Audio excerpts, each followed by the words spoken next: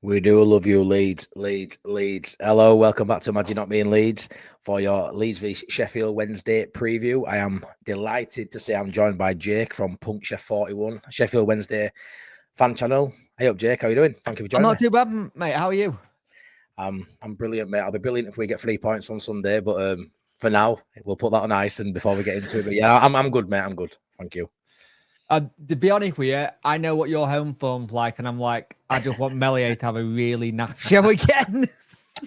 Oh mate, there's a lot of us fans praying, absolutely praying to God he doesn't start against us. I'm sure you're the if that team news comes out an hour before kick-off, I might just go home. It's not that bad, Jake. It's not that bad, but yeah, it's gonna be an interesting one. But yeah, I'd like to kick it off, pal, before we dive into it. I saw your is it Chancery, your owner, coming out with some very Chancery sort of things. Yeah.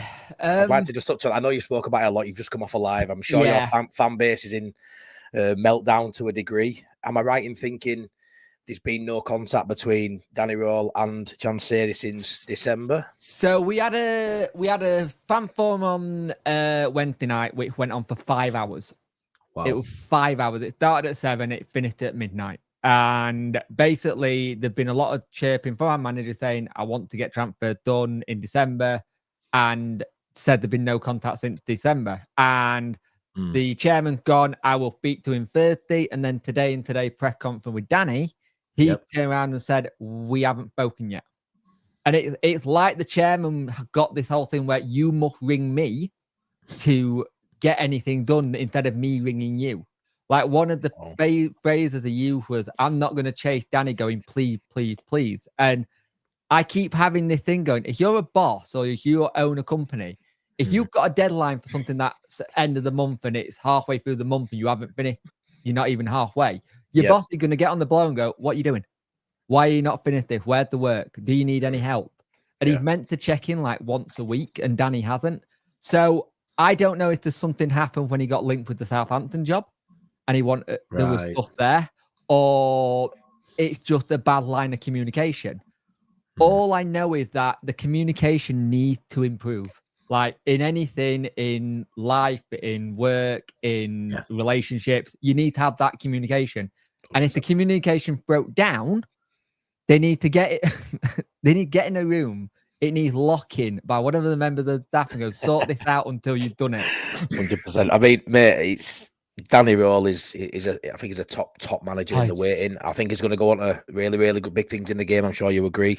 Oh, one of them. Definitely. I mean, I'd say it's different levels. We had it BL, so you've got to enjoy it while you've got it. I think we're in that time thing. We're like, enjoy while he's there because we're not going to have him all the time because he's destined for higher things. You can just see with what he does. 35-year-old, the way he carries himself as such a young manager, it's unheard of, really. He seems like he's been a manager for years. He feels like, with the way he speaks and the way he sets things up. But you look at where his pedigree is: RB Leipzig, then Southampton, then Bayern, and then German national team. His mentor is Hansi Flick, who's at Barca. Yeah. Had a good apprenticeship. it's one of those things where you look at it and you go, I'll be honest with you, if he's still here at the end of the season, I'd be shocked. Really? I just think someone's going to come out and pay out his compo clause. Yeah.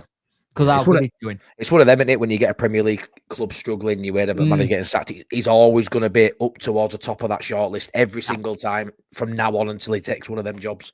Yeah. I mean, look what Andy says. One of my regulars would straight swap your manager. You are far with your guy, which is mental. I don't know if he's joking there, but honestly, you'd be surprised at how many people, on our side of things don't like Farke, considering we're top at league.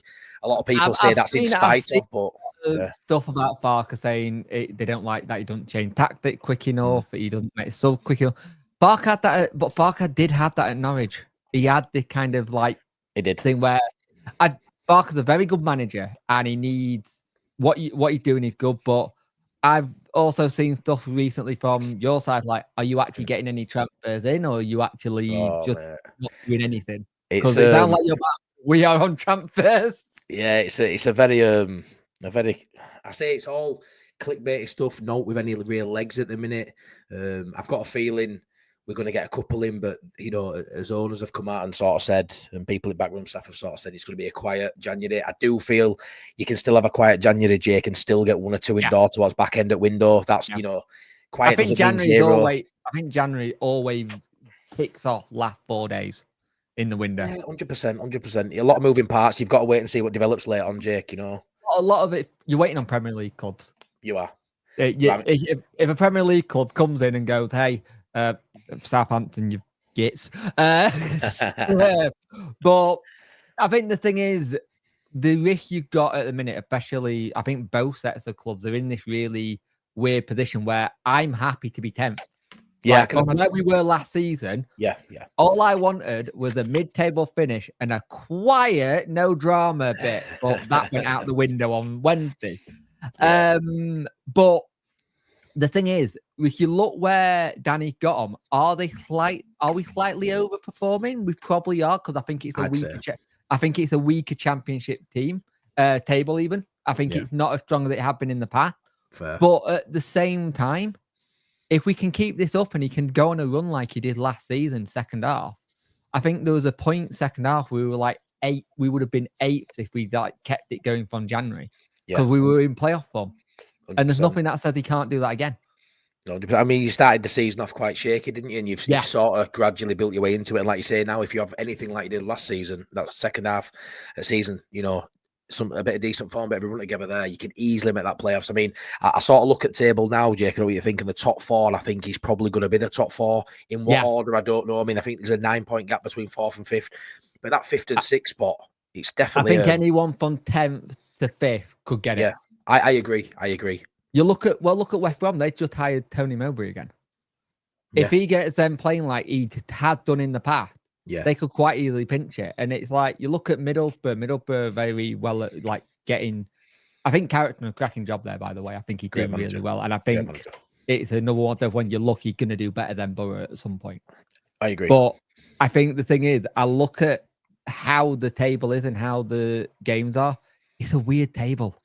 I don't think I've ever seen it where it's that tight from 10th to 3rd, in a sense, where if someone flips up, it could go wrong. And I think that's where you as Leeds fans, you're worried that you're going to flip. Because we no offense, we all know what happened last season. Right, we're off. See you. Good night. It's, you know what it is, Jay? We always say, I think every side's got it, but we always say we're very Leedsy, we do the Leedsy thing, and we are very Leedsy. You know, it comes down to crunch. I mean, we've always said if we finish 3rd, you might as well just end season there, because we're probably not going to go up. You know, that heartache we had last season, it were brilliant getting to the final, going to Wembley. I went to Wembley myself, it was brilliant, but the heartache's just too much. And I do feel like it's very much top 2 or nothing, you know, top 2 or bust for Leeds United, because we just don't do playoffs. It's just something we don't do. And for me, it's, you know, you get to January, we're top at pile, you know, you look at it and go, anybody who's available, if we can, you can't guarantee people minutes, but that's a problem with us. You see, anybody who's available is like a loan player.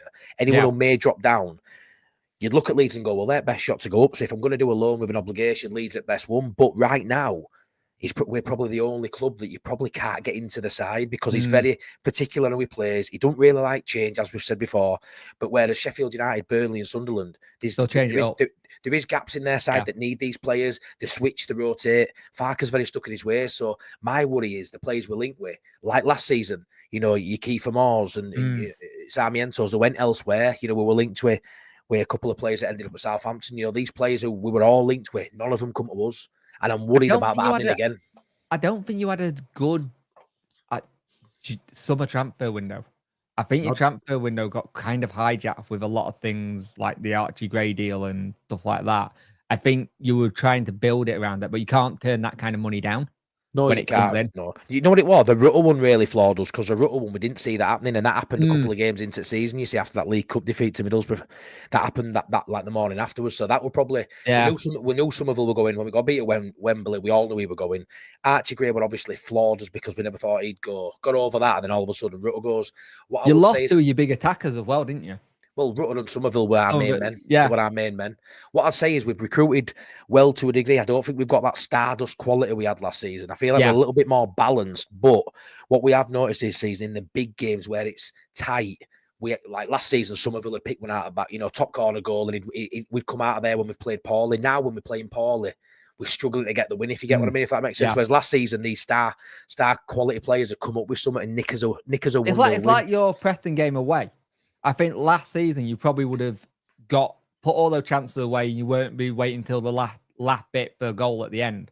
Like we got it. We got a situation where we have got, I think it's from the 71st minute to the 94th minute, we are like the team that scored the most goals at the end of games. We draw a lot of games. That's our thing. We will draw a lot of games, and either we'll turn up when we go 1-0 down, or we'll play really well, and then we'll have a bad, like, say we'll have a really good first half, then we have a bad second half. Or if we have a bad first half, we have an amazing second half. You're not getting a 90-minute performance. No. We get two different sides. You either get, I think we've only had 1 or 2 full 90 minutes where I can go, that was good. But you look at like our Middlesbrough game in near Boxing Day. We're 3-0 down in that game, and then we get it to 3-3. 3-3, I've got that right. We are good at coming back from behind and being able to sort out game. But I think what we're missing, we've got a defensive crisis because we've got a lot of defenders out. And I heard today you've got a defender out now.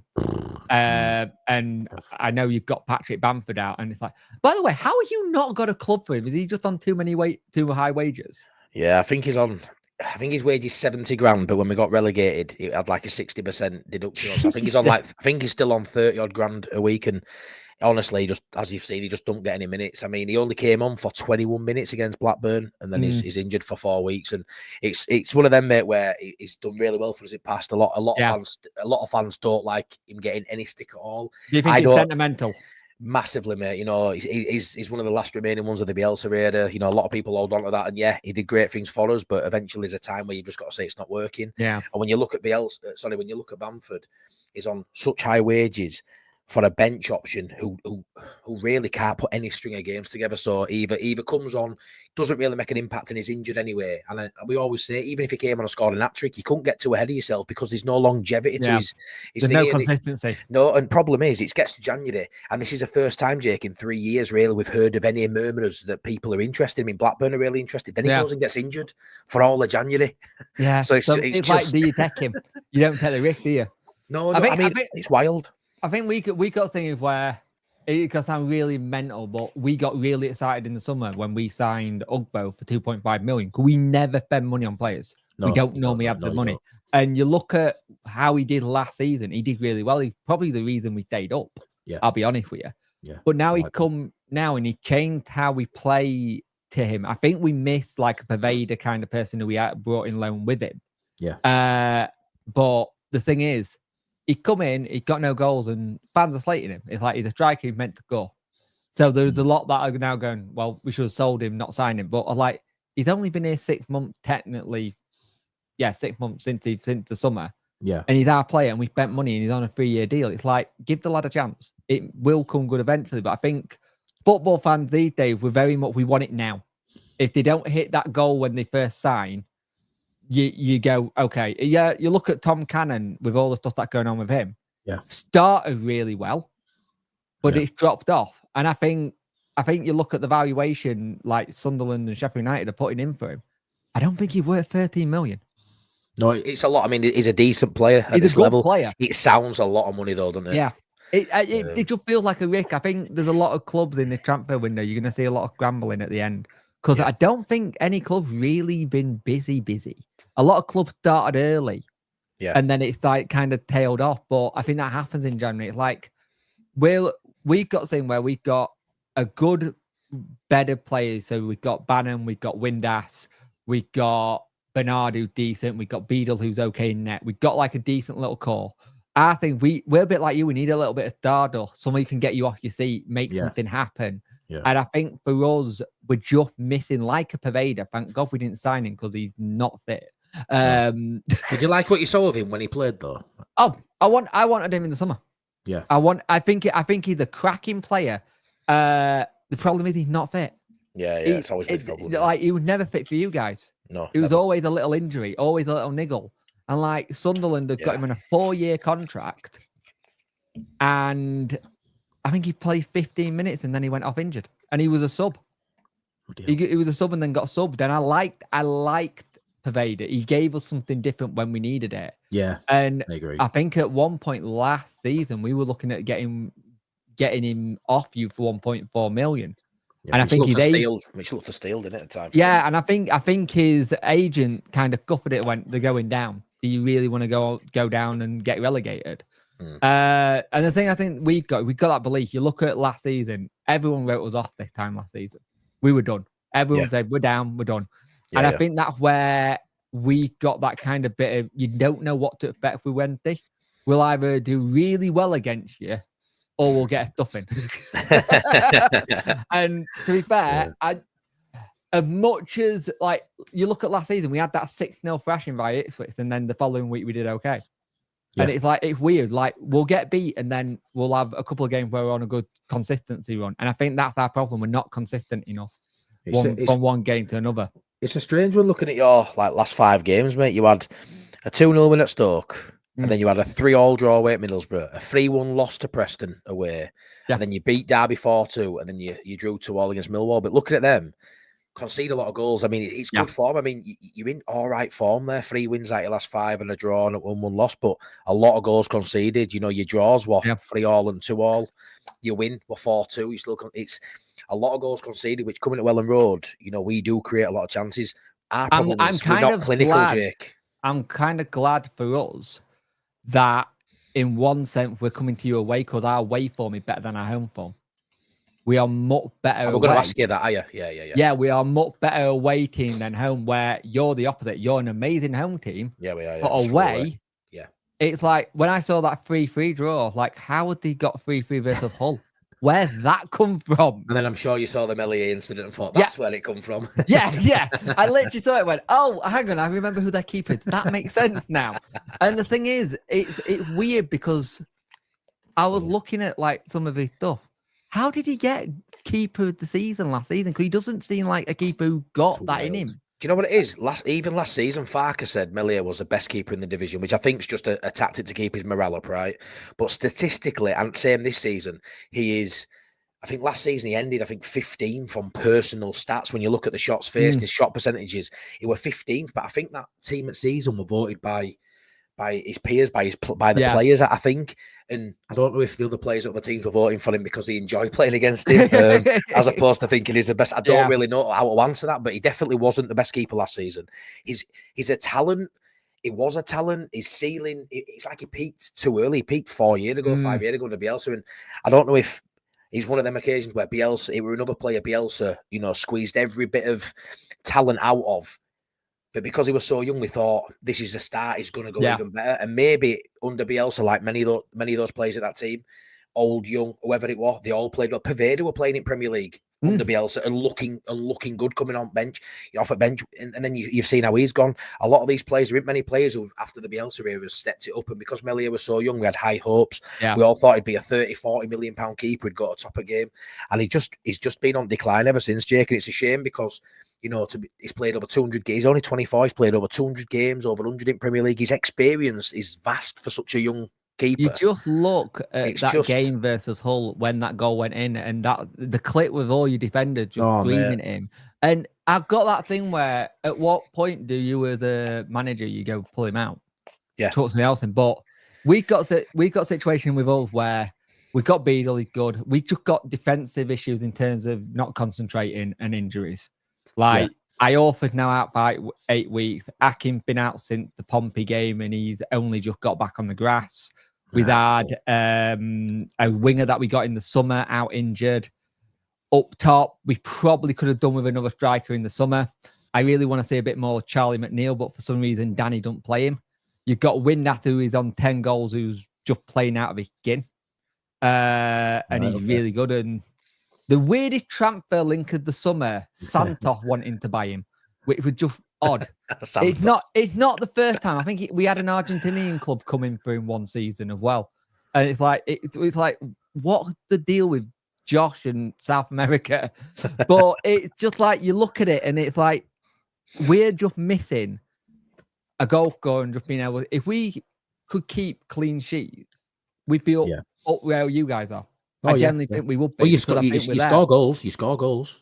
Yeah. That's not an issue. Looking at your results, you score the goals. It's the lack of getting into games late on.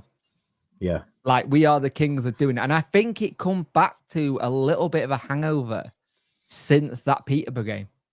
Right. I think there's a bit of a mentality of once we come from behind, then we can kick on. And which is weird because it shouldn't do, because we haven't got most of that team here, but you still got likes of Barry Bannon, Palmer, Josh, who are still in from that team.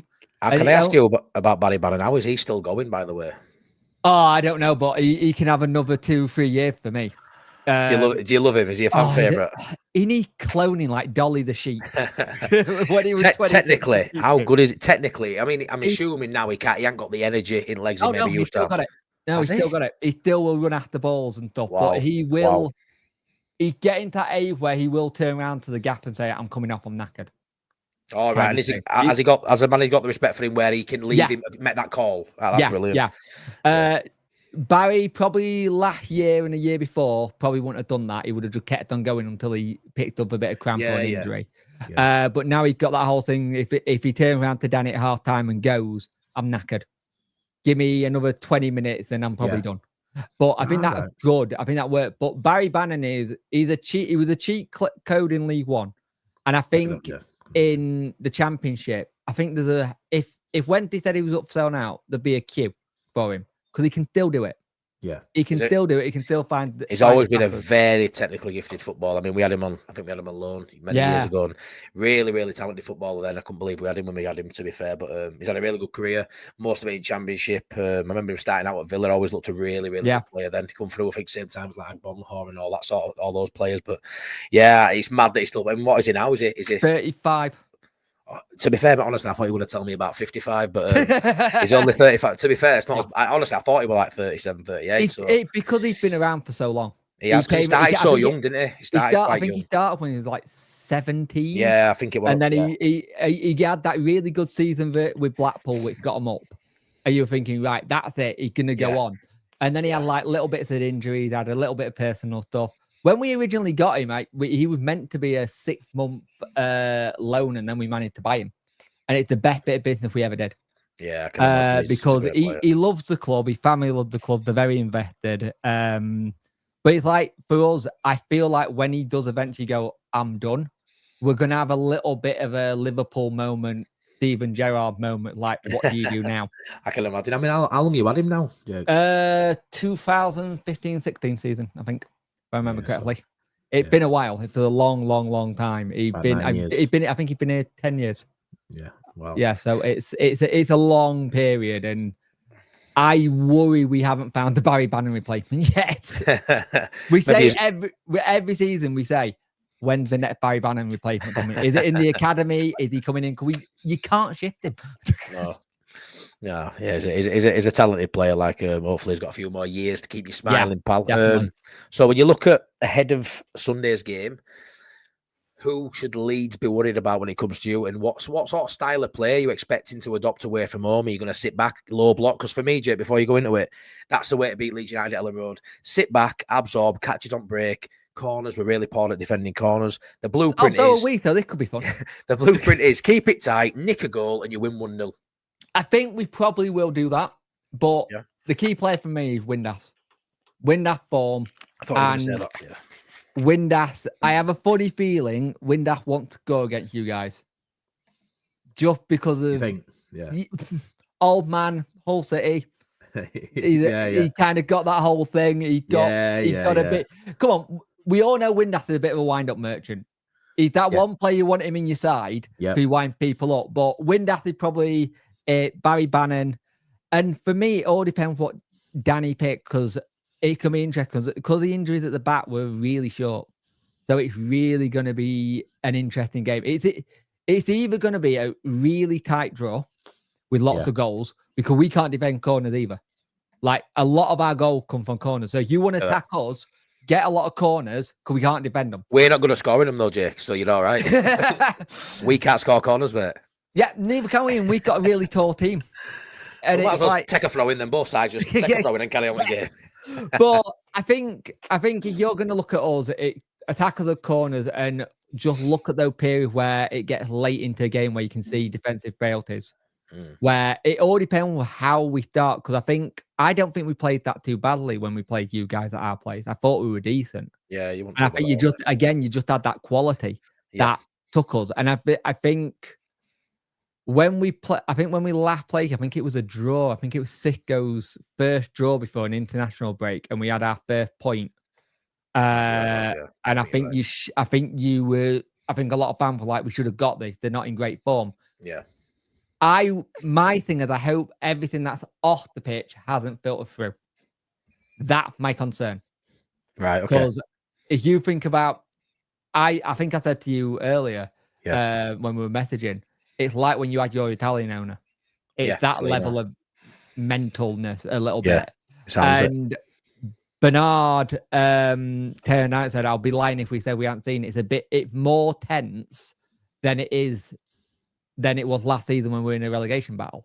How is it more tense when you're tense? It's mad that doesn't make sense. No, it's and mad. So I'll be interested to see what the game's like. I'm also interested to see what ITV do on coverage. Because me too. Yeah, me too. It's weird hearing that it's going to be on terrestrial TV. Yeah, bizarre. Guy. I mean, to be fair, as Leeds fans, we all sing about how much we hate Sky Sports, so it's going to be nice to have different commentary to Don Goodman and Hinchcliffe. I mean, I'll be at the game, but at least I couldn't get a ticket for this one, sadly. Bugger. Yeah, you'll sold your allocation out for this one, won't you? Oh yeah, we sold it out quite quickly. I can imagine, mate, not being a big-headed Leeds fan, but I would assume it's a game you look forward to playing Leeds. You know, we always think it's Yorkshire Derby. It's one of those games you'll have looked out for early on. It's one of those ones that you always look out for. Leeds, Sheffield, Hull sometimes, because that can be a bit spicy. Yeah. Not Middlesbrough. For some reason, that's the derby, and I don't know how that's the derby. Same, yeah. I'm just like, what? every time guy go, and this is the derby, like, it bloody ain't. No, it ain't. Stick northeast up there, man. You know what to do with us. Fuck off. Well, it is that whole thing where I look forward to the game because it can be. It'll be spicy. It'll be a spicy game. I hope so. I like a spicy game, Jake. I like it like that because I just like watching Barry Bannon being a shouty, angry Scotsman. I'm sort of hoping. I'm hoping that you sign Forestieri for a game and he comes and plays on Sunday. He want a shit house on it. He want a massive shit house. Literally, that's one of the fans wished him happy birthday. They come back to Wednesday when I wish. I'm like, no, just come back. He loved playing against us. He loved playing Leeds. He was a bugger. The thing is, the way you beat Leeds, it's still properly today. If you've got a tricky winger, you don't like them. The only way you seem to defend tricky wingers is put them in Rose Ed. And you do it. And the amount of times that I've watched your games, and when you started, I've seen Ampadu taking players out. That's the battle that'll be interesting, Ampadu, because of the old Chef U connections as well. Yeah, I mean, I've got a feeling he may have to play centre half, rather than being in the engine room in midfield. Yeah, he might drop. We've got a couple of options, but I reckon that's probably the safest bet for us. So he'll drop into centre half, I would imagine, which is a loss in terms of the midfield. But we have got quite a strong midfield. We'll have Rothwell and Tanaka, which have been outstanding since they've come in. You know, this season we've been used to not playing with Ampadu and being out for so long, Jake. But I reckon he partners Road on for us at the back, which will be probably for next few. Who do you think you'll be on your wingers? That's my question. I think the two form, obviously we've got four really good wingers. Ramazani, I think, to be fair, someone said it in chat earlier, he's been injured, unfortunately, but before he got injured, he was our better player, and he has the potential to be as good, if not better than some of them. I think technically he's a better player, he just hasn't had the game time to show that. Yeah. But you've got obviously him and Nonto, but at the minute, they're bench players, which sounds crazy at this level. So it's going to be Solomon on left, and it'll be Dan James on right, which is, I think, quite frightening for any side to. And these two are probably the two form wingers in the league, Jake. They've been outstanding the last 4 or 5 games. I'll be honest with you, I always forget Dan James is there. His pace is unreal, mate. It's because you can't see him because he's good. Yeah, I always forget him there because he seems to be one of those wingers that's very good, and you hear his name, but you also forget he's there because he drifts into games and gets into the play. Yeah, where sometimes he's everywhere. It's a weird one with him. Like I'll be interested to see what this game's like because it's gonna be interesting because if we both can't defend, it could be high scoring. 100% it could be. Yeah, I don't expect it to be a 1-0 either way. I really don't. I think at the minute, mate, we've gone through a bit of a period lately where we've been conceding, and I know at Elland Road we don't concede masses a goal, but we conceded a late one to Blackburn, the nick to 1-1 draw. Obviously away at Hull, what a bit of a shocker. But at the minute, our defence is. Obviously, there's question marks against this keeper, Jake. Whether Millier is going to start or they're going to go with Darlow. Darlow came in for the cup game. I won't lie, I like Darlow, the keeper. Well, he's really good at this level, but for some reason, there's the thing in our fan base where we all don't like him, we all think he's a poor keeper, but he hasn't really had any game time other than the odd cup game for the last 2 years, which I don't think you can really judge him on because he's coming in cold. He goes months without playing. Then he plays a cup game and he might have a few shaky times. He comes out for a corner, but that's to be expected when you've not played for 6 months. Yeah. So he looked okay, but it were only Harrogate, and that's what a lot of fans are saying. Yeah, it looked okay, Didal, but it were only Harrogate. But because Melior's howlers this season have been so big, everybody's banking on Darlow playing. In the meantime, hoping we'll sign a keeper in January, which I don't think they'll do. I think Josh Windass will have pop shots from range and just pray that he. You need to, mate. You need to test him. I think Windass will do what he normally does and try to drift into the game and just have shots from range. If he can do what he did against Derby again, then we definitely seal goal of the month. If he does it twice, mate, that was scandalous. It's insane. Scandalous. But no, it's. I think if you come and if Melior's playing, you come and sit back. There's a blueprint there that you sit back and you attack. But there's also an opportunity there if you do that and Leeds are on it, you might not get any at ball and you might not get any shots. And if Melior's in goal and you don't test him, criminal on your behalf because he's a sitting duck at minute. He's like I say, he took him out of the Harrogate game. But this is our issue because we've had it before where we've been like low shots and only like 1 on target, and I worry that we have one of those games where it's low shots and it's only like 2 on target, and I just want us to go like.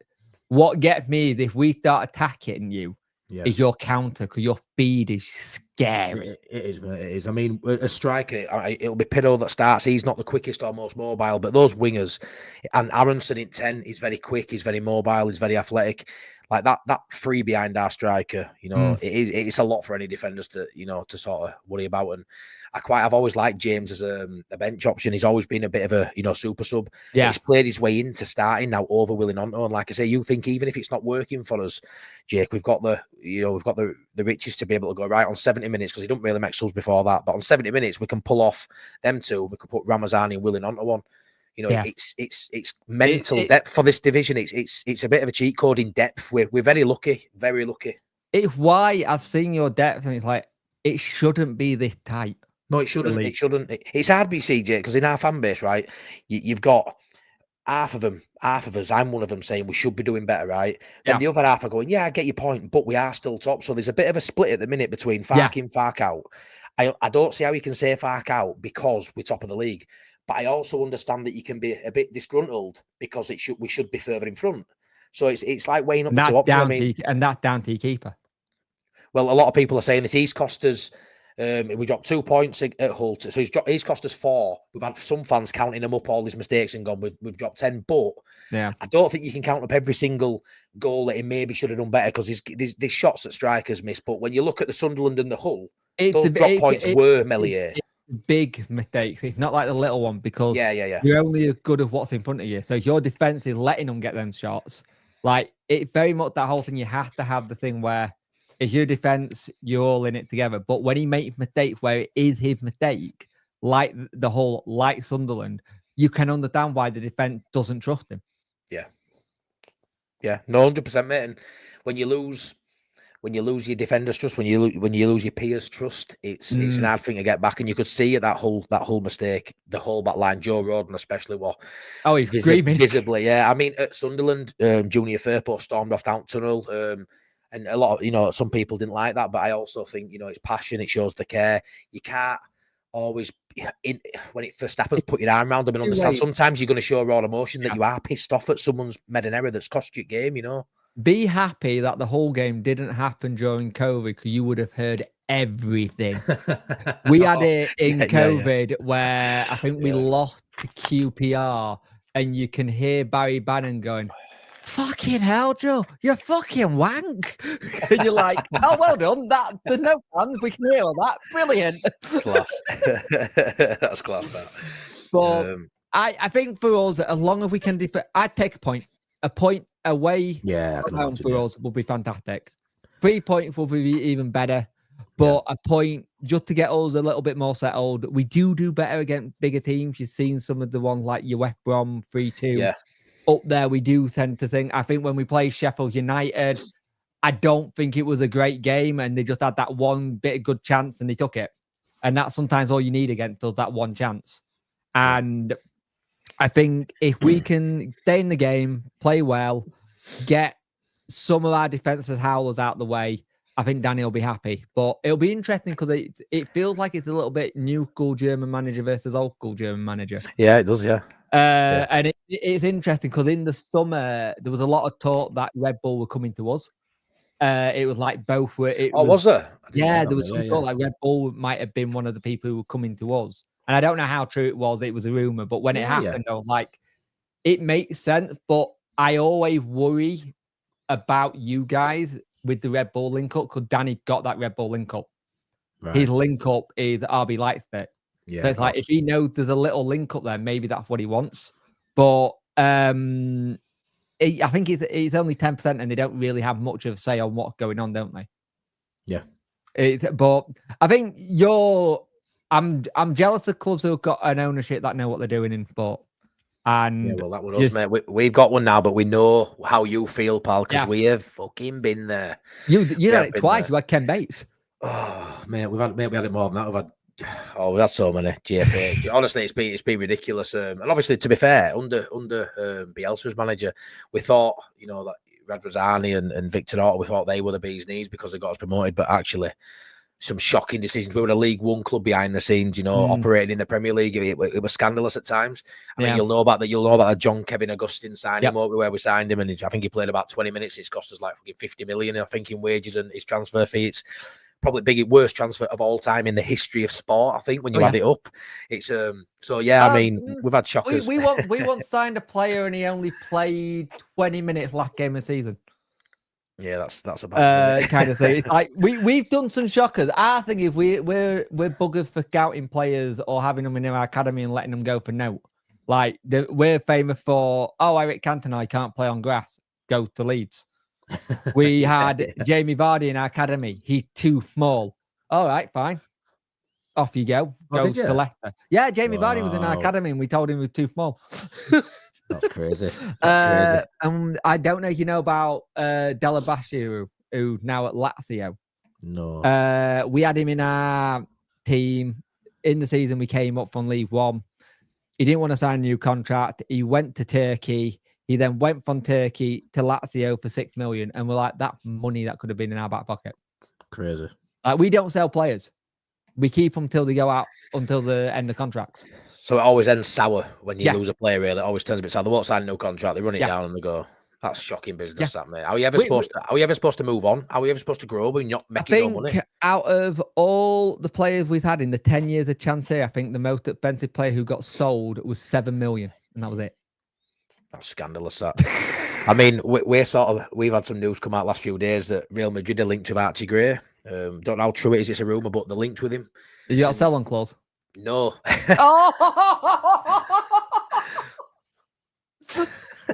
What they're doing? What are we doing? What are we doing? I think you know what it is. I think we've got a bit of a decent link up with Tottenham. We've had Road on there. We've had Jed Spence. I feel like they've got, and I don't know why. We know Levy's a tough operator, shrewd operator. I don't know how it's happened. I assume we thought he'd go to Spurs and be there for the rest of his career by all accounts. But imagine if Real Madrid come in now with 50, 60, 70 Did I hear a rumour that Willies might be subject to a 30 million?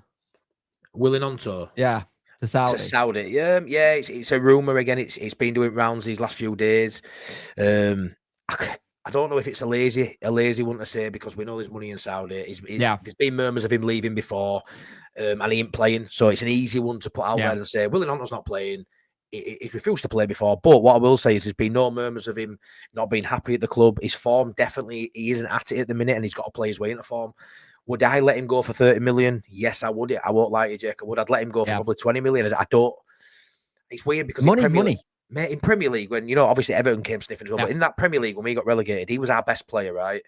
We've come down to Championship. He's had a year and a half now in Championship, and he hasn't grabbed his shirt. He's had spells. He's had a couple of games where he looks a world beater at this level, and then he's missing for 4 or 5. And I know he's only 21. He's got a high ceiling, he has, but if it's I think he started so well, you bet that consistency all the time. Yeah, you do. Sometimes it happens. It happens. I think the thing for us, we've got a really good keeper in our rank called Pierce Charles. It's Shea's younger brother. Really good. Both came out of the Man City Academy. And like we'd had rumours where Spurs have been looking at him. And Shea Charles went for 10 million to Southampton and he wasn't playing. And I'm like, well, if that's the case, his brother playing in internationals and you get cup games, I want 15 million for him. Yeah. If someone comes sniffing for it. And a lot of our fan base like, oh no, but that's starting keeper. Like, I'd take 15 million. You can build an entire squad for that. Yeah, of course you can.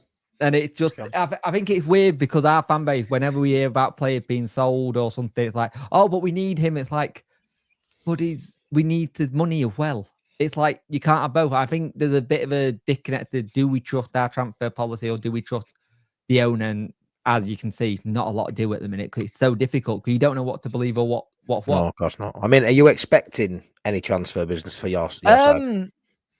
We've been told the players we're looking at, and there's been lots of rumours and stuff, but nothing's been concrete because we keep getting told that the manager's not giving his list to the owner, and the owner said they've not spoken till December. So we're like, what is going on? Is there a list? Are you going to speak until this like communication thing gets fixed? Yeah, I don't think we're going to hear anything. But we need defenders because we're short. We need probably a winger or two, but it's like we're getting like you look at the links and stuff like, oh, we're linked for this player, and then they go. It's like I think Danny wanted to start really early, get them all in, not be looking for everyone right at the very end. Yeah. And I think we're going to be sat doing what we did last January, where we get a load in late on. Either next week can be really busy because they finally talked, or it can be really quiet and we're going to struggle. Because we haven't got depth. That's our issue. Yeah. Like, you've got the thing where you've got lots of depth. We haven't. Like, if Shea Charles leaves and we don't sort that out, because apparently we got a chance of, basically they've recalled him, but they want a bigger loan fee. Because I think we were paying most of his wages. Yeah. They were paying most of his wages. So now they've recalled him to try and see if they get a bigger loan fee. Something like that. It feels really shady because he's on a season-long loan. It feels really like... So might you come back then, but you just want more money for them? Is what I'm saying? Wow. Yeah, pretty much. That's crazy. If you look at our defence, we've got, Bernard, Awitway, that's it, really. And Palmer, who can play centre-back. That's our centre-backs. Because Famuo and Iorfa are injured. Valerie and Valentina winger full-backs. And if Charles goes out the midfield and go back, Sean Fuse have gone on loan to Carlisle. Nathaniel Chalobah got injured again. Oh, really? Our midfield is Ingleson and Bannon and Josh Windass. That's it. Well, yeah, very threadbare that, innit, bud? Yeah, we got good attacking players, but you look at the team, we are very threadbare and we are one of the lowest squads in terms of value. Like, I think he said if you take Shea Charles out of the squad, the whole squad value is only 20 million. Really? For squad? Yep. Jesus, what? It's 20 million. And it's just like, we are overachieving with such a good system at the minute. But and that's because of one man. Yeah, that's down to Danny. That's down to Danny and his coaching staff. And the players believe in him. I believe the owner believes in him. But this whole thing of going, you must call me. It's like, that doesn't work. That's not how business works. It needs to be synergy from the top right down to the bottom, mate. And at Leeds, we've got that. We've got from the ownership right down to the cleaner, the cooks, you know. But we've had this before. Like, this is the thing. We've had it before. Every time our fan forums happens, drama comes with it. We did a fan forum just after Darren Moore left. Drama. We did a fan forum where he said, I'm putting you up for sale. Never put up for sale. It's like, I just want one season where we can just build. Like, this season, I just wanted to consolidate and be mid-table and not be in a relegation battle. I don't think we are, because we'll get there, because I think there's a lot of worse teams than us. Yeah, I agree, mate. I think you do. I think you'll stay mid-table.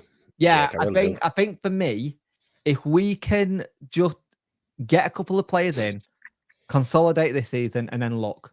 A lot of talk have been said, oh, we want 6th place this season around the club. And like, I get that.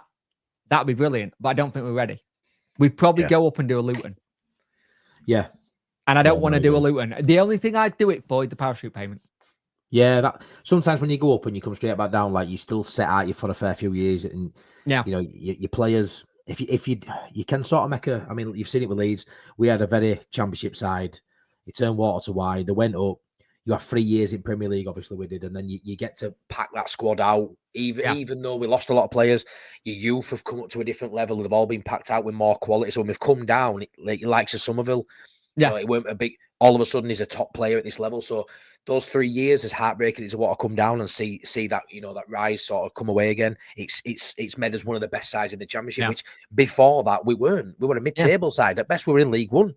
You know, before that, so it's been a steady build. But as soon as you get up there, you know, regardless if you become a yo-yo club or not, you would rather go up even if it's for the whole season, because you will be better for it, mate. You will be better for it. I've got to think, if we went up, I would do what Burnley did when they first came down. They used all the money and built a really good training facility. Our training facility is bad. We haven't been able to train on our training ground pitches for the last 16 days because of all the snow and ice. How's it happening at a club like Sheffield Wednesday, mate? How's it happening? He's been here 10 years and he hasn't invested anything into infrastructure. He's not looked at like moving to a different place on the training ground. He's always said, we'll do that when we get up. And that for me always rings of, do you have the funds to run us like that, or go and get investment? Like, we've been training on the pitch. So it means when we play Bristol City, we're not going to be able to play this smooth passing game because the pitch is going to be cut up. We've literally, the manager today literally turned around and said, we just bought some new covers for the training pitches, so hopefully that improves it. How is that not something that's already there? It sounds League One, mate. It sounds League One. It is. League Two. League Two. Even Fleet would have got a better training facility than we got. I can imagine. Like, we don't own our training facility. It's council owned. The council own it, and we don't even know. It sounds so much like Leeds, you know, in the past. We don't own our ground. So much. Our owner owns our ground. He sold it to himself to do FFP. Leeds fans, how much does it sound like us? We rent our stadium off the owner for 2.5 million a month. Wow. Oh, my word, mate. That is terrible. You ain't buying anybody, mate. You ain't buying anybody.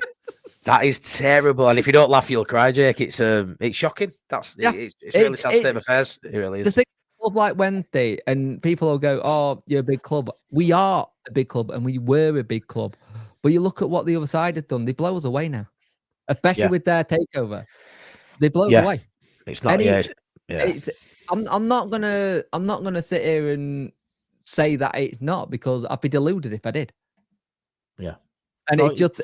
You would be, as much as you don't want to admit it, mate. You're not deluded. You can act. You know, whether you're happy about it, obviously not, but you can accept it. It's reality. It is. Yeah, like our shirts this season was 69 quid. We did 3. Oh, how much? 69 quid. Jesus, what? I mean, ours was 60, but yeah. 69. And it sounds like that we're doing another third shirt that was, and they said you could pre-order the first shirt. We haven't seen what it looks like, but it got the old badge on it. We haven't seen what it looks like. They said you could get Ken Bate, yeah, he would. you could get the shirt at this season's price as shirt. So I'm like, how much is your shirt going to be next season? That's my worry. And I read that line, I was like, that was worrying. Because 69 quid right now. For my kids, I bought our kids shirts. I think it was 50 quid for the infant kit. And I think it was 50, it may have been 59 for my eldest, and she's 7. And that was just for the shirt. That's shocking, mate. That's it's shocking. I feel for you, mate. That's awful. He just needs to sell it now, doesn't he? Move on. Just get it sold. He does, but he won't.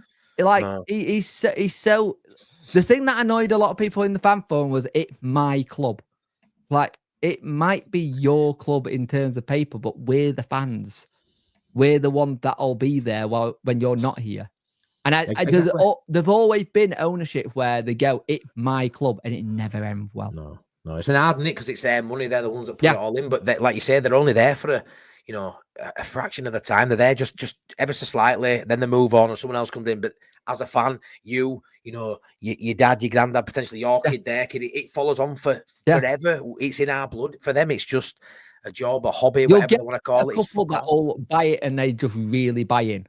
Yeah, it's rare, but it does happen. But it is rare. But I really feel for you, mate. That's I think for a lot of the Leeds fans they're just getting flashbacks and go, please don't get back to those areas. We don't like that. 100%, mate. I don't know if you can take a little bit of solace out looking at Leeds and think maybe there'll be some end to that trauma at some point, because I never thought we'd get out of it. But sometimes it just takes a great manager to come in, and no matter what's going on behind, and you've got that. Your problem is you probably haven't got many more years of Danny Rowe being there.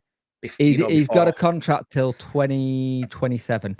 The contracts mean no these days, do they, Paul? For a big club who want him in Premier League, they'll just come and say, yeah, what do you want? 5 million, right, fuck off. I'll be honest with you, at one point this season, I was very much going, if Barker goes, would Lee come in for him? If I'm honest, yeah. I mean, Farker's not going to go. For me, if Farker goes, it'll be at the end of the season if we don't get promoted. I don't see us falling too far down where we're out of the picture anyway. I mean, if we finish if we ended up being fourth, it'd probably only be a couple of points. Is next season your last season of parachute payments? Yeah, we're second year now, so we've got one more year. I mean, we've all sort of come to the terms, Jake. If we don't go up this year, we'll lose, obviously, again. You know, a pool of players, and then we really are diluted then down to championship, probably level. You know, at the minute we have still got some. I mean, Manor Solomon on loan from Tottenham. That's a cheat code. Now he's up to form and for this division, but we do know go again. We really are diluted and we're really struggling, you know, to get out of it. So it feels like shit or bust this year for us. Are you kind of like in that kind of situation? If you don't do it now, you worry you could do a Norwich, you could do a Stoke where you stay here for a bit. 100%, mate. 100%. And thing is with Farker, a lot of people. I sort of sit on the fence. If I can't give him no stick because we're top of league, but a lot of people will say we're top of league in spite of having Farker because of the players we've got.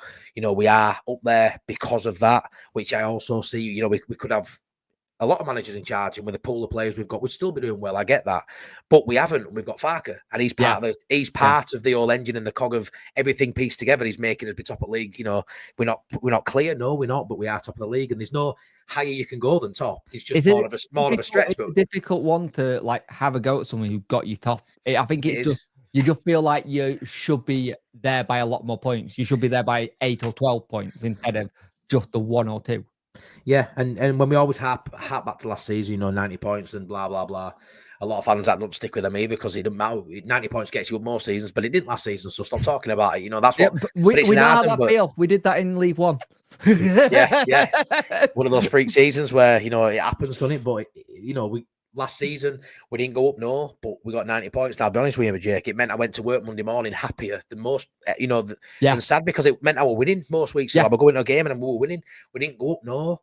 Ultimately, we're awful at the end of the season, but I still had a feel-good factor through the season. You know, it just didn't Are you worried that you're going to have another second half season like you did last season?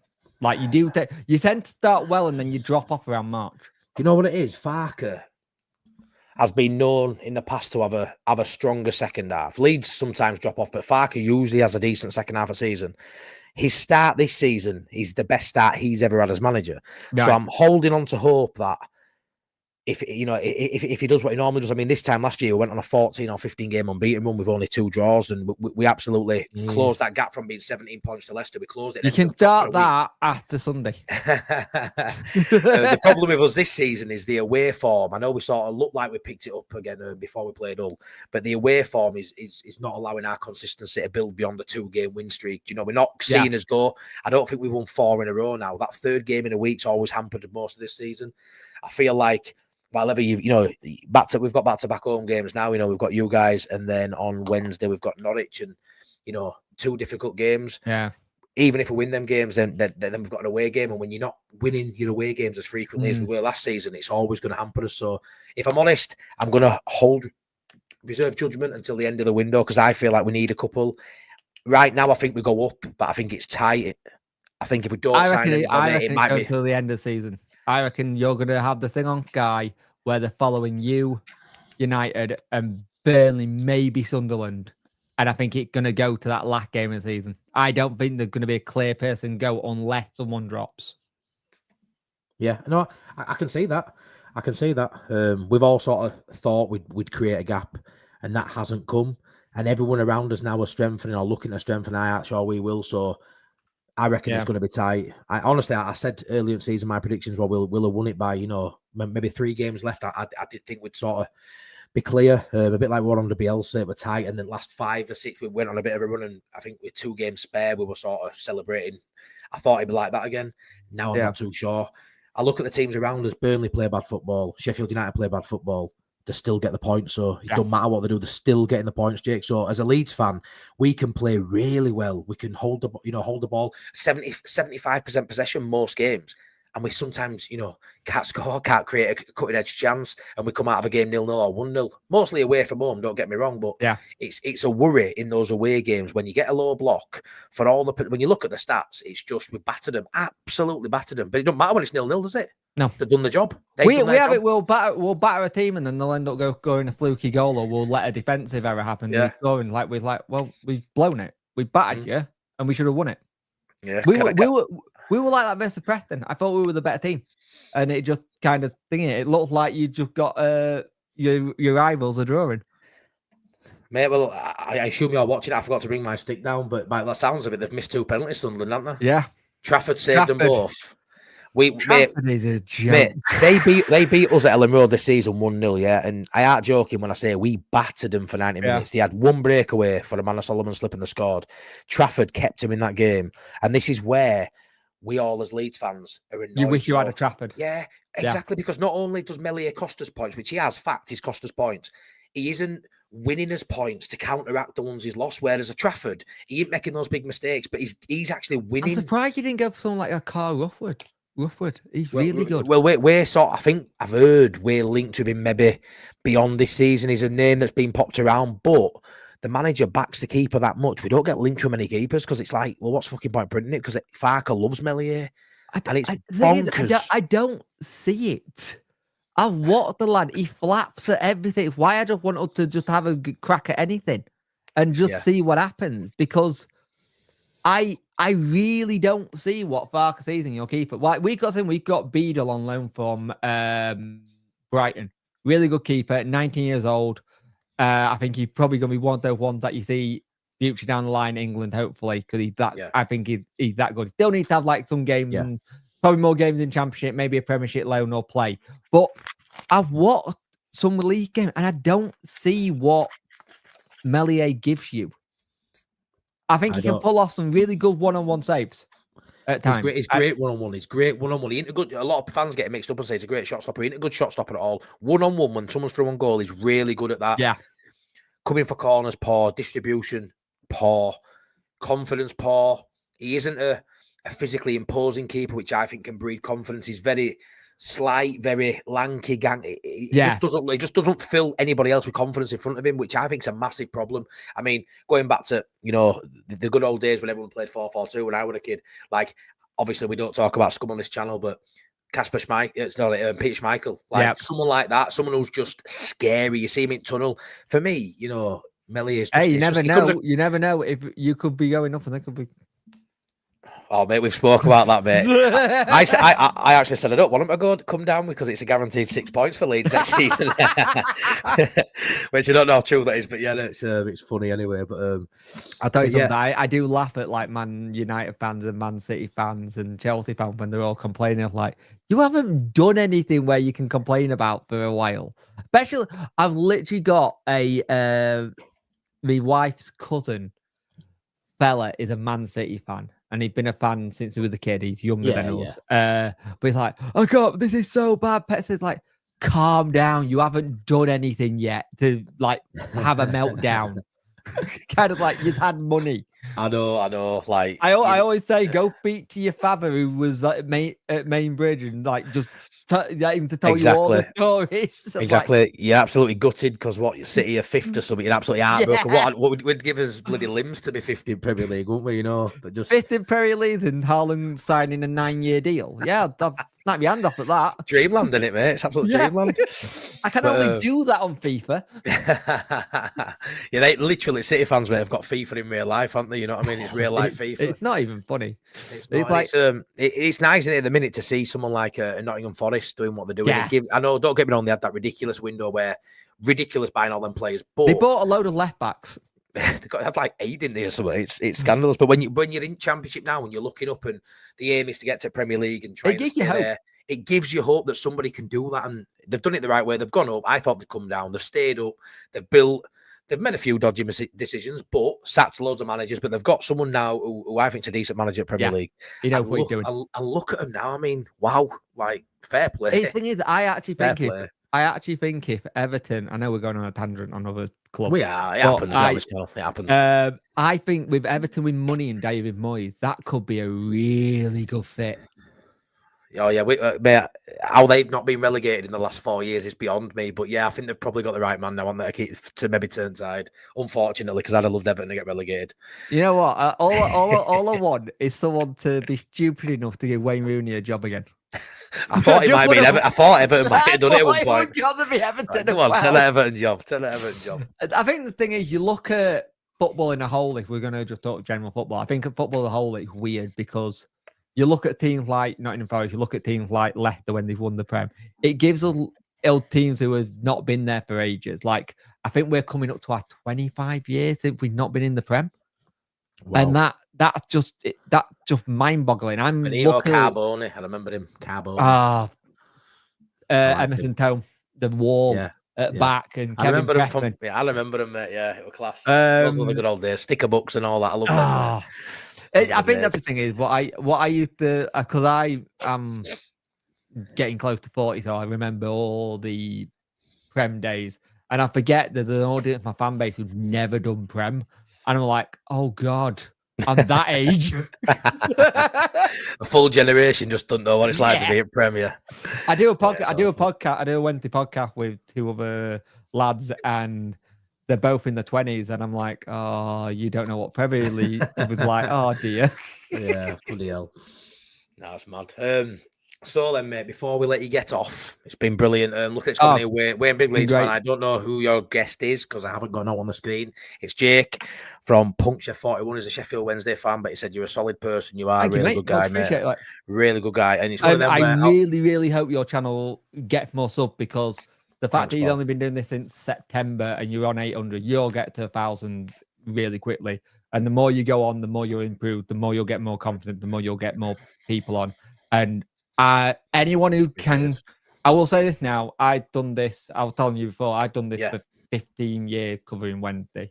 Yeah. And to put yourself out there in front of the camera is one of the most nerve-wracking things you can do when you first start. Yeah, really. And you've got to build up your confidence, and you will make mistakes, and you will sometimes not get it right, but we do it because we love our clubs. We do it because we love our fan base. We want to give fans a say, because I think clubs at times don't. So we have to do it. Yeah. And I think the days of fan forums and fanzines and stuff like that, they're still there, but there's a generation that doesn't want to read stuff. They just want to be involved like this. Yeah. Or watch someone or listen to something. So the fact that you've gone, you know what, I'm going to do it, because there are a couple of Leeds fan channels, and you get that kind of thing. You go, oh, these are a bit scary. I'm going into Lionton. How am I going to get to this when they got this? It's like, of course. But you do it because you love it. And once 100%. you start loving it, and once you start getting into it, I don't know if you've heard of the lad called Around the Grounds. I haven't. He's a Wednesday fan, but he goes around all the grounds. If you ever get to go to a game and you go see him, he's blown up. He started 2 years ago, and he's already on 10K. Oh, good lad. And it's thing like that.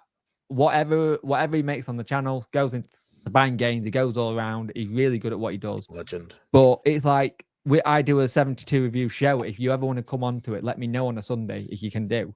And it'd be good to have a different person sing it. Me, it's a Donny Rover fan called 18 Dapper. It's Rotherham fan, and sometimes we now have a MK Don fan on as well. So if you ever want to come on, let me know. All right, okay. I'll be up for that, mate. I'll be up for sticking my Leeds or in and seeing what you all think of it. But no, we cover the whole 72. We talk about it. We talk about all games, and it's sometimes good to see what's going on down the other leagues.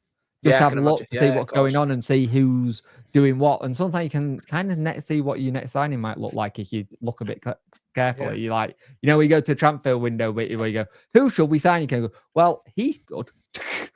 Yeah. No, that's fair, that, mate. No, it's been really nice having you on. Before you go anywhere, I'd love. You want a goal line prediction, don't you? Of course I do, mate. I don't do it on my channel because I always scared I'm going to knacker them. And no matter what, mate, I know Leeds are favourites, and I would back a Leeds win. You're a Wednesday fan. You can't back a loss for yourself, even if you thought you can't. You can't. I'm going 0-0. 0-0. I'm going 0-0 or we'll nick it, but I think that'll be it, because I just had this funny feeling where either both going to be an absolute shit show in front of goal, and someone going to be trying to get all the balls out your car park because we hit them over. That's my other half. Is it? Oh, fair enough. Class. Or it could be one of those games where you batter us. I think it's either or. If that makes sense. I hope it's one of them ones, pal, as you can imagine. Yeah. Like I say, looking at your results, you do concede a lot, but you do also, your handy going the other way as well, regardless of. But anyway, you start well in the first half and we play crap. Second half will be really good. Yeah, well, you said that. Yeah, you said that. You're going to at least have one good 45. You just don't know which one yet. Yeah, and I hope it's like the last one. What I would say though, mate, is Yorkshire Derbies. It's for me. They're fun. Yeah, they are, but for me, I don't know. I don't want to sound big-headed as a Leeds fan because a lot of people say it is, but for me, it's not. But for Wednesday coming to Elland Road, that's a bigger game than what it is for Leeds at home to Wednesday for a player, right? Yeah. And what we find is you'll be up for it by you'll raise your percentiles, won't you, for that game? I would imagine. Yeah. Are we going to be able to match the intensity of what you go at? And that's where Leeds let themselves down. That's where they let stuff down. It's easy getting up for big games, your Sunderland's away. I'll be honest with you, I don't think you did it when you played us in the first half of the season. No. It felt like you just treated it as any other game. Yeah, mate, we've got Ampadu who likes to get stuck in, but I feel like I'd say a piece of our jigsaw that's missing is that shithousery that we miss that a little bit. We really want a shithousery. We want somebody who can leave a foot in. Yeah. Yorkshire Derby, I expect that. I expect every time we play Yorkshire Derby, I'm like, it'll be fine, it'll be a red card today. And there isn't. And it's like we've lost that toughness, dirty lead sort of gone. And it's all possession based. It's all very nice. I mean, I think we're only one of 4 teams in the 72, mate, without a red card this season, which is wild for dirty. We've not had one red card this season. Jesus. Dirty Leeds. Dirty Leeds. Not no more. I'll be honest with you, and don't take it the wrong way. I will be saying we all hate league gum. It's tradition. And we'll sing it back, mate. We sing it too, mate. We sing it too. I think it's one of those things where we got the situation where the derby. I don't know if you saw the Wednesday United game. It didn't feel like a derby. Derbies now don't feel like derbies. They just feel like, oh, we play here and then we're going to shake hands. It's like, no, go lay into each other. Yeah, no, that's it. I mean, as Leeds fans, we always, our main rival is obviously Scum, Man United and Chelsea. We always look at them ones. But when it comes to these Yorkshire derbies, I do feel like they've lost the bite a little bit, which is a shame. But it's going to be really interesting to see if we get it back. Are they going to cancel each other out, the two managers? Mind games, tactics. I think Danny Roll, is probably a better manager than Farker, which might sound wild. He does change tactics a lot in games. If it's we don't see that. Brilliant. If it's not working, he will completely change the tactic. And that's the difference. That'll take him to the top of the game, as we said earlier. That will take him to the top of the game. Danny Roll is a Premier League manager in waiting for me. We had it in the second half in one game. We had 4 different tactics. Wow, that's to try and change it up, and it was like a different tactic every 10 minutes until it fit. Like there was a game where 15 minutes in, he said, "I've not picked the right person, so I'm going to change it." But he didn't change it straight away. He changed it at half time. Mate, if you're a manager that makes subs at half time, fair play to you, because 45 minutes is a decent length of time. It's a decent length of time that to assess if something's working, isn't it? But our manager won't do it. Won't do it. Oh, if it's not working at half time on Sunday, he'll make changes. You'll get people coming off and they'll completely change it. He's not scared to make a change, and I like that. And we're not used to that in our gaffers. We're used to waiting like get to 70, 80 minutes. Yep. All a bit tired, we'll take them off now.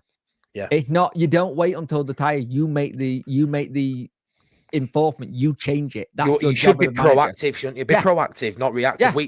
We'll make a sub early if someone scores and it's a reaction to their goal.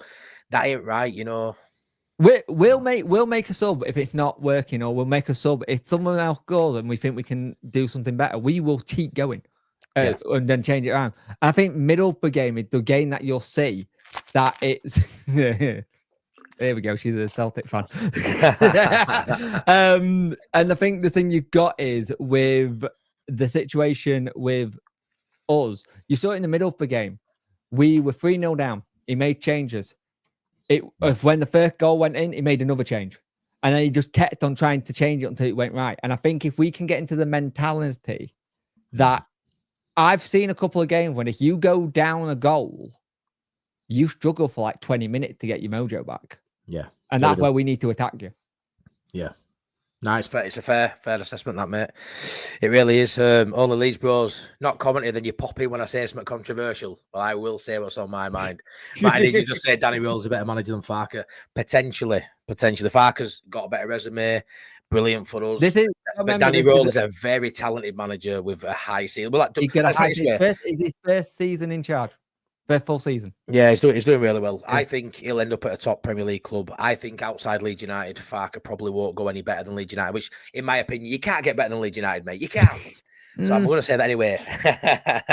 But yeah, he's a great manager, and I hope you have a good rest of your season, mate. Yeah, you too, mate. Hopefully push on for those playoffs. It'd be nice to see you challenging. But yeah, it was lovely to have you on, Jake. Absolute legend. Great. Thank you for having me on. And like I said, keep pushing on your channel. You're smashing it, mate. And thank you for all your fan base. You've been lovely in comments. I did get some of my fan base when I did my live stream earlier. Like, be careful, Leeds fans can be a bit. I'm like, I do know what Leeds fans like, and I do know there's some that are not. I had one that kept on coming into my chat, and he kept on speaking, and he got banned by a Millwall fan channel because a Birmingham fan kind of went, "Oh, you've been banned like that." I'm getting rid of you. Do my head in. Yeah, these people are about, but yeah, we're I mean, I've got a really good community on here, really good people, and yeah, there's always one or two idiots all the time in every fan base, but everyone's been respectful tonight. It's been nice. All I will say is, remember, the person at the end of the screen is human. We all have this whole thing where we want to look after men's mental health. So how about we just work together with blokes and women, and we look after each other? Because the last thing we ever want to read is that we've lost a member of our community due to bad mental health. I'm with that, mate, and that's a brilliant way to end it, mate. I echo all that. You know what I'm like on this channel for mental health. I really love how you've come on here. It's my first live I've done for an opposition your first live? No, for having an opposition on for the preview. Oh, brilliant. I've met friends of a Sunderland fan who's been on to discuss the season as a whole, but as an opposition preview, this first time I've done it, mate, so I'm really happy I've had you on. It's gone really well. Oh, fantastic. Top guy, and I wish you and your family all the best, and I'll be in touch you and too, we'll do mate. something else, if that's all right. Yeah, much appreciated. I really enjoyed it. Anyone who's interested, Chef41, go check him out. Sheffield Wednesday, great fan channel, great content. A lot of content. I'll warn you there. A lot of content. No wrong with that, mate. But yeah, thank you very much, Jake, and take care. You too, mate. Have a good one. Thank you, buddy. See you later, my mate. Right, everyone, let me just change your screen. That was Jake from Chef41. I absolutely love that. I'm hoping you guys do get your comments in. We'll have a bit of a chin wag now. You know what I'm like. I like to waffle on for a bit, don't I? But I really enjoyed that. I think really, really good guy. Yeah. There we go. I'm just going to go like that. Sorry. Get my big mug on. Sound like the opposite to Farker. Yeah, he does. I mean, like you say, to be making subs at half time. We all know Danny Roll's a top manager. He'll be getting a job in Premier League, I think, in the next couple of seasons. I think that's evident for everybody to see. It's fair play that he's got the balls about him to make subs at half time and mix things up mid game. It's going to be really interesting to see that tussle. I mean, talent wise, our pool's ridiculous compared to theirs. We've heard him say, you know, they've got a very threadbare squad. You look through their side, I don't think any of their players would get in a Leeds United side. But we've also seen when you've got a decent manager, top drawer manager, who thinks outside box a little bit, it can turn, you know, water to wine. And I think Danny Roll might be that for them. So it's going to be an interesting game to see how they line up, to see how they come at us. But yeah, let's get through some of these. Really nice to have him on. Well said, lad. Much love. Cheers, Tom. Great show, gents. Like I said, I'm going to go on a bit longer. I want to have my say, you know me. You big sausage and clipping though. You better not do. Don't be making me look at it. Does anyone think I'm wild saying that in chat? That there's potential that Danny Roll could be a better manager going forward than Daniel Farker? Right now, Farker's the man for Leeds, but am I deluded? Am I wrong in saying Danny Roll has potentially got a higher ceiling than Farker? I mean, if Farker gets Leeds to Premier League, that's a massive job. Can Danny Roll manage in Premier League? Yeah. Will Danny Roll manage a team in Premier League better than Leeds United? Maybe not, because I think Leeds United are the best side in the world. But do we expect Danny Roll to have a good career? I would agree. I've seen many people say they'd have him at Leeds. I wouldn't have him over Farker now, no, I wouldn't. But I do think he's a really good manager, and he's tweaking things mid-game. His tactics, you know, we've seen they don't always work, do they? At Leeds United, he don't make many tactical changes. He's sort of stuck in his ways, so it's great and refreshing to wear a point of another fan there. Him come on, chat about his manager, chat about his club, and end it on a really positive note about mental health. So I'm all for that, me.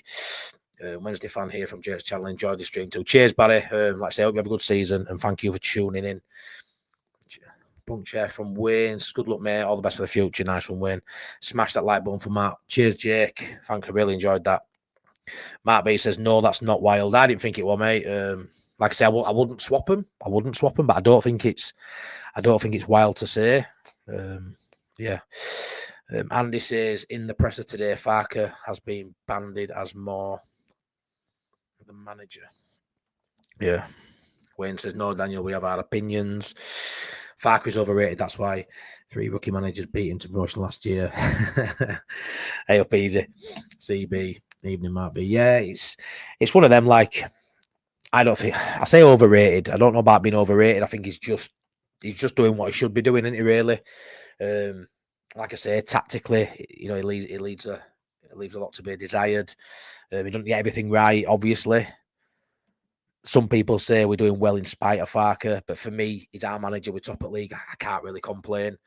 But like I say, I think Danny Rowe's a good manager. We're talking about Wednesday. It's going to be interesting to see how they set up and what they bring at Leeds United. Michael says, Jake did the best ever watch along I saw 2 seasons ago. The playoff semi-final between Sheffield Wednesday and Peterborough. Second leg at Hillsborough. Oh, mate, to be fair, I might actually go back and watch his watch along because obviously I've only just started speaking to him the last few days. But I can only imagine how wild any content for those games was, to be fair. It's mad that. It's mad that. I bet it would have good one that evening. Steve, well. Sid says it's not beyond the rounds. Farker ceiling is as it is, not getting any higher. Yeah, I agree. Like I say, he's only managed in Premier League with Norwich. I think he's going to manage in Premier League with Leeds. But like I say, Danny Rowe will manage in the Premier League for me as well, or in the Bundesliga with a decent side. So I don't think it's wild. Oh, good, thanks. You. Yeah, so the presser today, I put a little video out earlier. Madness. Pascal Struijk again. There's patterns and blueprints of what happens, and you should have seen it coming. I've said it before on my channel. Can you hang your hat on some of these players? Your Bamford, your obvious one. But Struijk, he gets them, and I know it's an injury, and I know it can't be helped, and it is what it is. I get that, but as a club, we need to be seeing these things coming, and we need to be acting, need to be proactive. For me, there were always going to be a knock there for Struijk. Watching his body language, Farker today, the way he was speaking, I feel like he's definitely concerned it could be worse. It was something to know. I think he'd mentioned it to Pascal. He'd then gone for a bit of a look at it. It's turned out 3 to 4 weeks, but they're going to look at it again next week in depth, and it could be longer. And if it's longer, have we got cover? Some will say, yeah, Ampadu can fill in there. Obviously, we saw what him and Rodon were like last season for lengthy times. They can really put a run together. I think Ampadu's really good at centre half. He's not the tallest, he's not going to be as good, in the air, defending and attacking corners, but he can do a job next to Rodon. Yeah, he can. Voba, when fit, whenever he's fit for any length of time, he can fill in there. But when we have been linked with defenders, and we have, whether they're true or not, we've had a lot of defenders linked. Bomadelli's one I'd love to see come to Leeds. We see that and we go, now we've lost Pascal Struijk. Surely if we're, sniffing around any sort of defenders, surely we go push button on one now. And I know Farker said in his press conference, if he's only gone for 3 weeks, we probably don't have to do no. I get that. But you look at it now and you go, right now, this minute, we've just lost Pascal Struijk for, say, a month at best. We've just seen Gilavogi play at centre half and he didn't look like he could handle it. So what are we talking now? It's not Debayo, Ampadu filling in there. It's not great. We've got depth, really good depth up wings, really good depth in centre midfield. Striker, defence, goalkeeper, just go do something at Leeds. For me, you've just got to go do something. Dr. Cox says Farker's full of bullshit. His pressers are quite annoying at times, aren't they? He just contradicts himself quite a lot. You ain't said nothing wrong. I've heard good things from Wednesday's manager. I think we all know Farker's limitations. Yeah, like I say, I love Farker. I'll argue until you blew in face. To some people, I have easy on here who wouldn't Farke at all. You've seen him tonight. I'll put my point across. I love Farke, I do. But like I say, there is people who can. We saw last season, bloody Russell Martin. Crap, man. I hate Russell Martin. I'm sure a lot of us do. He had Farke's number all 3 times, though. He had his number. John Eustace has had his number, numerous times. He's very limited, but he's also very good at the top end of this division of getting teams up. So he's the right man now. But yeah, like I said, there is managers who might be at lower clubs than him now. Who, you see a Michael Carrick potentially. There's a lot of good young managers who have new ideas, who are brave because they're young, they're fearless, they'll make changes, they'll sub at half time.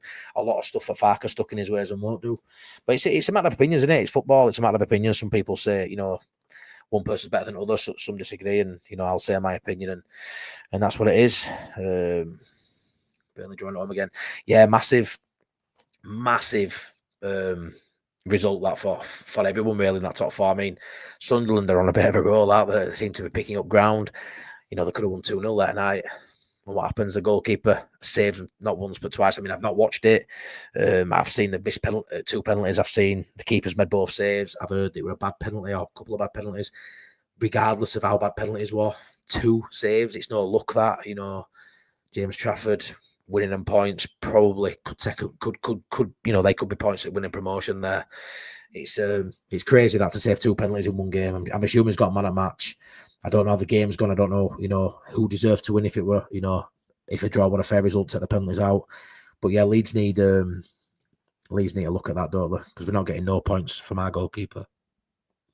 Good result for Leeds tonight. Can't believe Sunderland missed 2 penalties. Leeds now have to increase the gap on Burnley and Sunderland. One sec. I'm assuming this is Darren from On Leeds Bros clipping me up saying it. Yeah, of course it is. Read him like a book. Farke is bullshit. Michael, the penalties were never penalties, not deserved, so justice was done.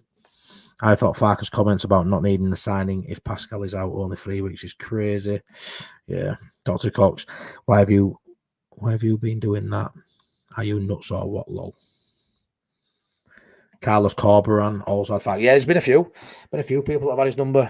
Because they know if you find a way that you can be effective against a Farke side or a Leeds United side while he's in charge, he's probably not going to tweak out, he's not going to change out. So, you might as well give lineup a week before a game because you sort of know how he's going to play anyway, regardless. So it's not an hard team to sort of plan for because you sort of know every eventuality. It's just whether the quality of Leeds United eventually take over and get the points regardless of the tactics. Because let's be fair, we haven't seen many change-ups, Sean at Wilco White's, go check him out. I always pick him up on this channel. He made a good video yesterday about adopting a 3-5-2 formation. I don't think it happens, but you've got fans thinking of other ways this team could play. Fans who maybe think of other formations that could be effective. I'm sure it leads backroom staff have these thoughts as well. I just don't think Farke's ever going to adopt anything. When Plan A ain't working, we're trying to do Plan A better, but it doesn't always work. But like I say, I think regardless, I feel like we've got enough. I would love us to make a few signings just to give me a bit more confidence, but there's no panic from me just yet. Any truth in Blackburn wanting Bamford or just rubbish? I don't know, mate. I think there is truth in it. I think that he got asked about it with John Eustace, and I think he actually played with Bamford early in his career when John Eustace was towards the end of his career. I'm sure they played in the same side. I'm not too sure where, but yeah, there probably is truth in it. But he's injured till back end of Jan, so it's a bit risky to sign someone who's always injured and currently injured. Massive wages. I think he stays at Leeds. The injuries really probably scuppered any chance of him going, mate, if I'm honest. Strout injury may impact a deal for Ben Davies. They are working behind the scenes. The players we want will be hard to get. Will only happen late in the window. Time for some patience. Yeah, I agree, Richard. I feel like we're sitting tight. We'll wait and see what happens at the end of the window. And the Ben Davies one's interesting because I feel like it as a player, great player, 31. He's on 100 grand a week, which is massive. But he's in the last 6 months of his deal at Tottenham. He's going to be leaving at the end of the season. He can get a new deal. Welsh connection. I feel like he's a player we'll get for next season. If he's up for grabs, I feel like we can go get him if we're a Premier League outfit, which I think we will be. I a bit like Patrick Bamford, though. I'm sure Richard, I read the other day, he's still injured. He's not due back till like the last few days of the window. So yeah, if we wait until last a few days at window, potentially we could. But for me, he comes back. We've seen Jed Spence playing at left back for Spurs. Can they let him go? They're so frail at back. I'm not too sure. And with him actually being injured currently, is he someone we're willing to sit and bide us time, or if we need a left back, do we go get someone else to plug that gap now? But yeah, I do believe it's on his list. I do believe it could happen, mate, but I think it's more of a next season thing. Michael says Leeds have to play Sunderland at home quite soon. Yeah, I can't wait for that game. It's going to be a belt of that. It's going to be a right game, that, because when you look at the sides around us, a Burnley and a Sheffield United game, yeah, it'll be a massive game when we play them. It'll be a huge game. Doesn't excite me in terms of the game, but a Sunderland game excites me because they play football. They give it a go. They've got some exciting players in there. The fans will be up for it. I'm looking forward to that game. Probably when I look at the fixtures to still happen at Elland Road, it's probably the one I'm really looking forward to more than any more, to be honest. Eustace rates in Wayne, but he's not going anywhere. In my opinion, I agree, Mark. I agree. Wayne says, I saw the second pen and thought I was watching the replay of the first pen. Oh, really? They were very similar. Yeah, I'll have to watch that then. Didn't know that huge missed opportunity for Sunderland. Yeah, I mean, I haven't spoken to my mate Wayne yet, but I'll be speaking to him. I think he's on his last day of his holiday today, which he'll be a right sickener. Just missing 2 penalties and coming home, it's not right good, is it? Sunderland are attacking the opposition, something we should do from the kick-off until the final whistle. Yeah, I mean, they just give it a good go at Sunderland. Is it Elf? What's their new signing on that left wing called? Is it Elfay? What he like tonight? Were he any good? Because I've heard massive things about him, and obviously not watching game, I wondered what people thought of him. Yeah, played at Derby together. Is that where they played? Ah, okay. Andy Rose said Farks regimental in his approach. He doesn't like showboating on battlefield. No, he don't. I've touched on it a few times. He doesn't like it. He really has total respect for opposition, a bit too much sometimes, in terms of not wanting to embarrass anyone. I think that's why you'll never see us put 5, 6, 7 past the team. It's very rare. We show up shop, don't we? But like I say, it works because we're top of league, so it clearly does work. Rob Brookie, great result tonight. Hope you're okay, mate. Yeah, I am, Rob. Yeah, hope you're well, mate. Hope you have a good weekend.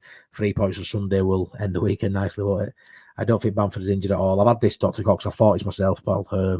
It's an harsh one to say. Very harsh to say someone's faking an injury or not keen on playing. Very controversial. It just happens too many times, doesn't it, for it to be? But yeah, it could be that is just made of biscuits. It could be. But yeah, it's getting to a point now where you start to question that 100%. I can't disagree. Haaland's deal, nearly 10 years, £500,000 a week, Andy. Football's awful, isn't it? No number 9, no 9 and no 10. Think we're okay at back. Sorry, a number 9 and number 10. Think we're okay at the back, but we got Pascal out. Yeah, well, a 9 and a 10. I think when you're looking at the window, I think a 10's more needed, I think, than a 9. I think creativity is a massive problem, but we are still scoring goals. We are still creating chances. So some would say, we don't need anyone up there. But for me, a 10, just because we've got no backup on Aronson. We have got backup on Perot. In Joseph, we've seen it's not great. But let's be fair, we aren't doing both for me, a 9 and a 10. I would like a 10. If you offered me the 9 you wanted or the 10, I think the 10. I'm really mindful of Aronson burning out. I'm really mindful of Aronson getting a knock. I think other people are playing 10, but Farker doesn't, and we haven't really seen it. So for me, I think a 10. I just don't think we do both. I'd love it. I think we need a 9 or 10, a centre half who can play full back, and I think we need to look at a keeper. If Darlow's not the guy, just because I don't think Melier is, but let's be fair, I'm wishing for 4 players there. That ain't happening. That ain't happening. Is Burnley game on Monday week? I'm not too sure. Yeah, Lafay, that's the one. Did he have a good game? Rob says he looked very sharp. Sunderland new play did okay, to be fair. Well, he's, like I say, it's big ask for him to come to Championship. I think he's only a slight player in it. Lafay had quite a quiet game, but provided the assist for the first Sunderland penalty. Okay. So, yeah, I'll have to watch the highlights. I think it sounds a boring game apart from the penalties. But I was supposed to be stick down and bang it on down here while I'm on the live, but I totally forgot it were on, to be fair. I haven't watched any of that game, which is a bit of a poo from me. But yeah, like I say, it's Sunday. It's good. I don't think it rotates any in terms of, I don't think there'll be any standout changes for me in this game. I think the keeper's the main one, but I do expect rotation for the midweek game. I just think this side is probably going to be as we'd expect. I think you'll see. I think you're going to see Melier in net. Me gutted if that happens, but I think he's going to go Mez in net. I think he's going to go Bogle right back, Road on. I think he's going to go Ampadu. And left back, I think he's probably going to go Byram. Centre mid, I think he's going to go Tanaka and Rothwell, with Aronson just in front behind the striker. I think it was Solomon, James, and Pirro. I don't know what you guys think in the chat. I think that's going to be it. And then I think it'll be a bit like when we played Stoke and Derby. Then I think we'll go into midweek game, and I think you'll see, maybe Ramazani start, maybe Nonto, or maybe both. It maybe gives Joseph another chance. He's going to give him a chance at some point. He needs a goal. Joseph needs a goal. Really doesn't. He ain't going to get one off at bench for me. But yeah, I think he plays Mez, and that's a worry. This game needs to be exactly the same as Sheffield United game when the Sheffield team come back off at Sunderland result. We had an international break, came back, nullified everything Sheffield United did. Didn't have no chance to create any mayhem in our box. Give Melier a really easy game. He had a couple of games like that. Built his confidence back up and looked okay. A lot of people say, these are errors of Melier. You blame on Farke. I haven't blamed any of them on Farke currently, because I think the big gap between them is huge mistakes. Before Sunderland won, you can say should have saved this, should save that, but there were no massive howlers before the Sunderland won for a while, and then since the Sunderland won, it's been a while again. Now, if he does another one in this game and he started, that's on Farke. This one would be on Farke to put him back in. Obviously, I just touch wood. I just hope to God that he can get through this 90 minutes and look all right, because I don't see him dropping him. I don't. Very end-to-end game, but both look good. I think Sunderland look the better of it. Yeah, well, I'd have to agree, Rob, with what I've seen. I didn't expect, be telling me Burnley pulled up any trees attacking-wise, but yeah, defence again. I mean, look at that. They've conceded 9 goals, Burnley, in 27 games. They've 2 penalties today, and thou shall not pass. Still can't get it. Still can't, get the ball in the net. It's mental. Their defence is mental. That record is unbelievable. Unbelievable. But yeah, I really like Sunderland, I really do. Obviously, I've had my mate on here, Wayne, a new friend from the channel. But yeah, I really like what I've seen in Sunderland, so I'm really excited for that game. Good technical, 10 who can score goals, basically another Pablo. Imagine this side with Pablo, a 28-year-old Pablo, a 38-year-old Pablo. Imagine if Mez plays and messes up, then Farke deserve the pillows. Yeah, Dr. Cox, yeah, 100%. You'd think I'd read your comment, hadn't you, when I said that, but I hadn't. Firpo is back, but relatively no talk on potentially our best player these last few months. His presence might still, it could do. Be interesting to see if he comes straight back in. He had a bit of time out of injuries, suspensions before that. We need the Firpo back we had last season. It feels like it's turning a bit like it was in Premier League. Injuries, suspensions. Is he asked? He's still not got a new contract. We don't know what's happening. If he can get Firpo playing like he was start season, like he was last season, he's the best left back in league at this level. He really is, and we need that. I love Byram, but he's very limited in what he can do. Firpo playing, at the top end of his game at this level, it's been a cheat code. He really has been. The assists he gets, he can always pop up with a goal. I pray to God that we get that Firpo back for the next 20 games. It'll be such an asset to us. It feels like a bit of a new signing because he's been in and out. He hasn't had a good run for the last few months. It'd feel like a new signing. If we've got a fit fighting Firpo now for the next 20 games, it'd be a massive asset. Did anybody ask about goalkeepers in press conference today? I don't think they did, mate. I don't think they touched on it. I don't think. I didn't watch the last few minutes, to be fair. I saw what I wanted to, and then the Stroud one sort of floored me, but I don't think they did. Someone else can correct me in chat. I'm not too sure. You'd have thought they would have done that, to be fair, but I did miss the last bit. Richard says no. There you go. I didn't think they did. Ramazani could start home. And yeah, that's how I see it, Richard. I think maybe Nonto, maybe Ramazani get a run out against Norwich. Oh, Richard Hogan press have no balls to pass. Yeah, it's fair that. They probably thought what's point asking. Cox.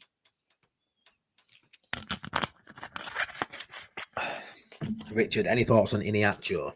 Yes, I have. No, I don't think it happens. Footy Insider reported it. I've done a couple of transfer shows on here in the last week or so, transfer bits of bullshits. And, if I was to do one, that'd be on there as, a bit of bullshit. I think it's one of them. He ain't playing. He's played many years in England. Would I have him? Yeah, I'd have him. I don't know. Say it's not my money. I don't care about what they spend. It's up to them. But I'd have him on loan till end of season. Yeah, 100%. I think at this level, it'd be decent for us. Something a bit different, someone who can get in behind, has got a bit of pace, can finish, unlike Joseph, you know what I mean? And I'd have him, but I just not too sure how credible it is. But it's been spoke about in the mould of a Latela, really. You know, he's physical, he can run in behind, he's strong. He'd be a decent player, he really would be. Maybe they're looking at that. Maybe we're looking at, you know, that link's come. We're looking at a striker like that sort of profile, which I think is similar to Latela, but it won't come with a big fee because we'll be able to get him on loan potentially because see him playing at Sevilla. So that's maybe, you know, it's either a lazy link because he's in that mould and it'd be just a small loan fee, I would imagine, with his wages, which might be high, but when you're not paying outright for a player of, you know, 12, 15 million like we were, you know, for that Middlesbrough striker, you maybe look at that and think, you know, maybe that's why they put 2 and 2 together. And they could be getting 9. It could be nothing, you know, a non-story. But especially Victor Orta been at Sevilla as well. It's quite a good topic to talk about, I guess, to get clicks. But if they're looking in that market, I'd be very happy with him to come. I just don't see it, but I think he'd do really well.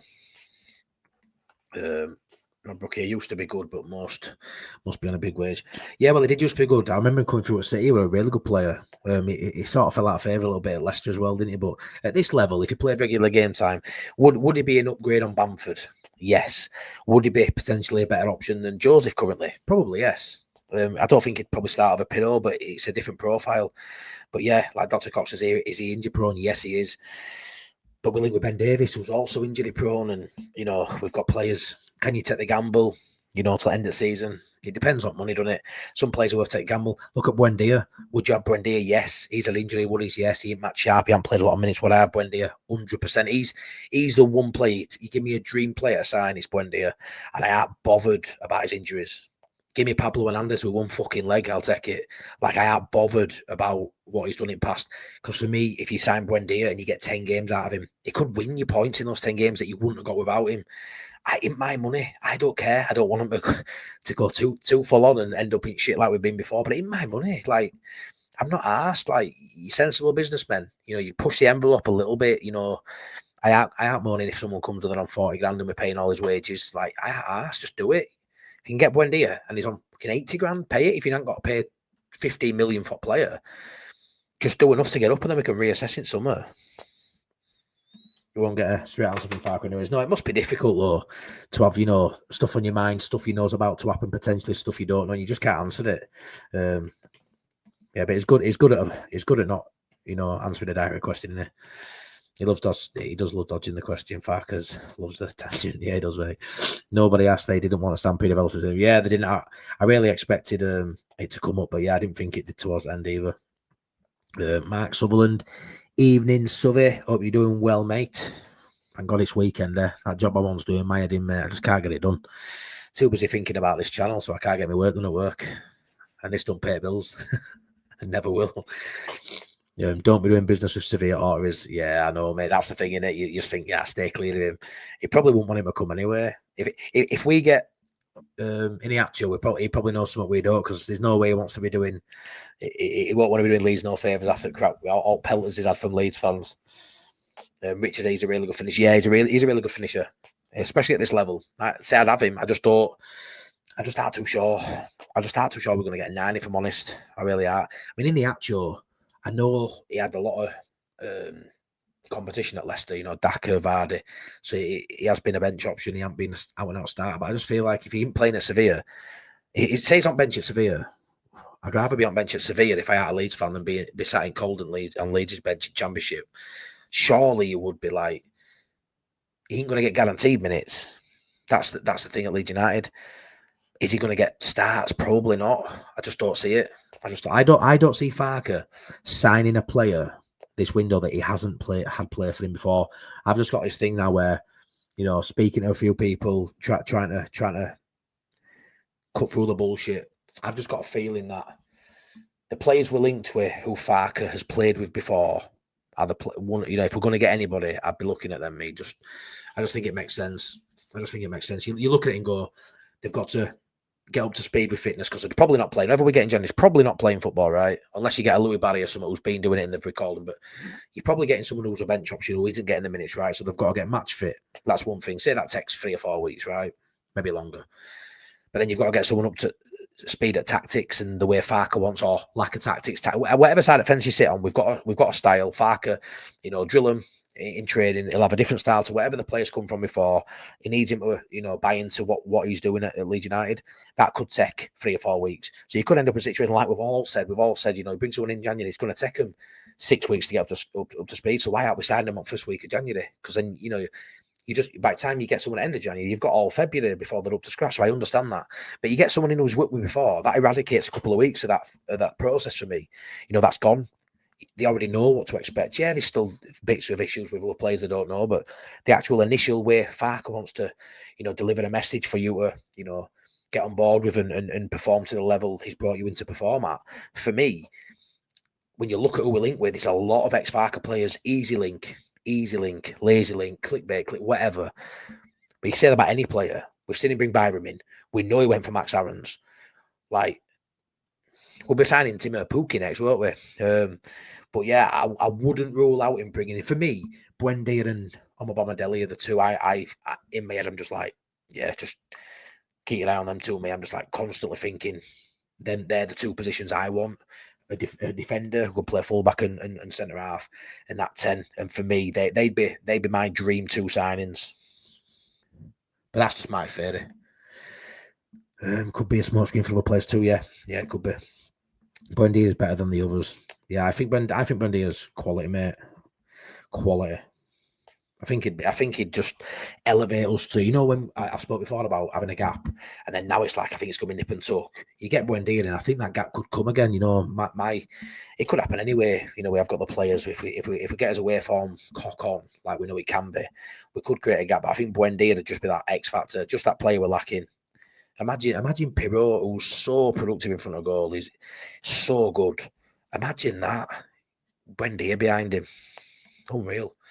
I wonder if Moyes might galvanise Harry at Everton. Maybe.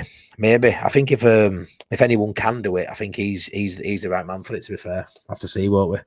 Buendia play a few minutes in the cup, look class. He's a class player, he's a class act. Problem for Buendia is Villa's trajectory has gone higher than what probably is, and then you put in an injury in the middle of that as well. You can see why he's not getting game time. Villa are, a European side now. Is Buendia a European player potentially? But put an injury in there, and he's probably below that level now, isn't he? Right now, currently, and he can't get no game time. So, do I think Championship's too low for Buendia? Yeah, I do, if I'm honest. Leeds United in Championship on the other hand of that, not being biased at all. I think Leeds United in Championship's a different proposition. You're going to win most weeks. You're going to get promoted.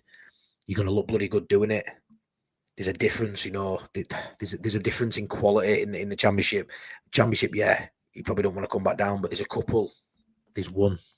It's fucking Leeds United. Come on. Fucking love it. Cannot wait for Sunday. Love Elland Road. Give them Bamford the other way. Yeah, too right. 2-1 Leeds. Oh, you think we'll concede stuff? Yeah, it could be a tight game, couldn't it? I'm saying 2-0 for this one, and I always say 3-0. Danny's been a bit quiet in chat today, actually. Where are you, Danny? He normally has a go, isn't it? You're not saying 3-0 today? You always say 3-0. But yeah, I'm going to go 2. I wonder if Archie is happy with his playing position, or is he playing the long game? Yeah, you know what it is? I think when you're Archie Gray, and you've only had one season at a men's football, pal, and you played out a position there, I don't think he's going to give a shit. He's playing at at Tottenham. I think it's one of them where he potentially didn't even know his best position. We've always said, didn't we? Centre mid. He shouldn't play at right back. Did an alright job at right back. He's playing centre half now. It's making him an all rounded player. Who knows? Is centre mid his best position? We all thought, he could have been a 10 centre mid. Probably play DM now if he can play centre half and right back. He's going to play for England. He's going to do great big things, But yeah, I don't think he'll be bothered, if I'm honest. I really don't. I think playing right back at Leeds will have annoyed him to a degree, but he'll have just been buzzing playing at Leeds, and then had conversation with his family and stuff. It doesn't matter where you're playing. I'm just happy to be playing and helping lads, and I'm sure it's the same at Tottenham. Fair play to him as well. Did you see Ben Jacobs on with Joe last night? Gave a good explanation as to why a potential Buendia is taking time to work out. Seems to be a case of who blinks first. No, I haven't, Richard. I've seen it.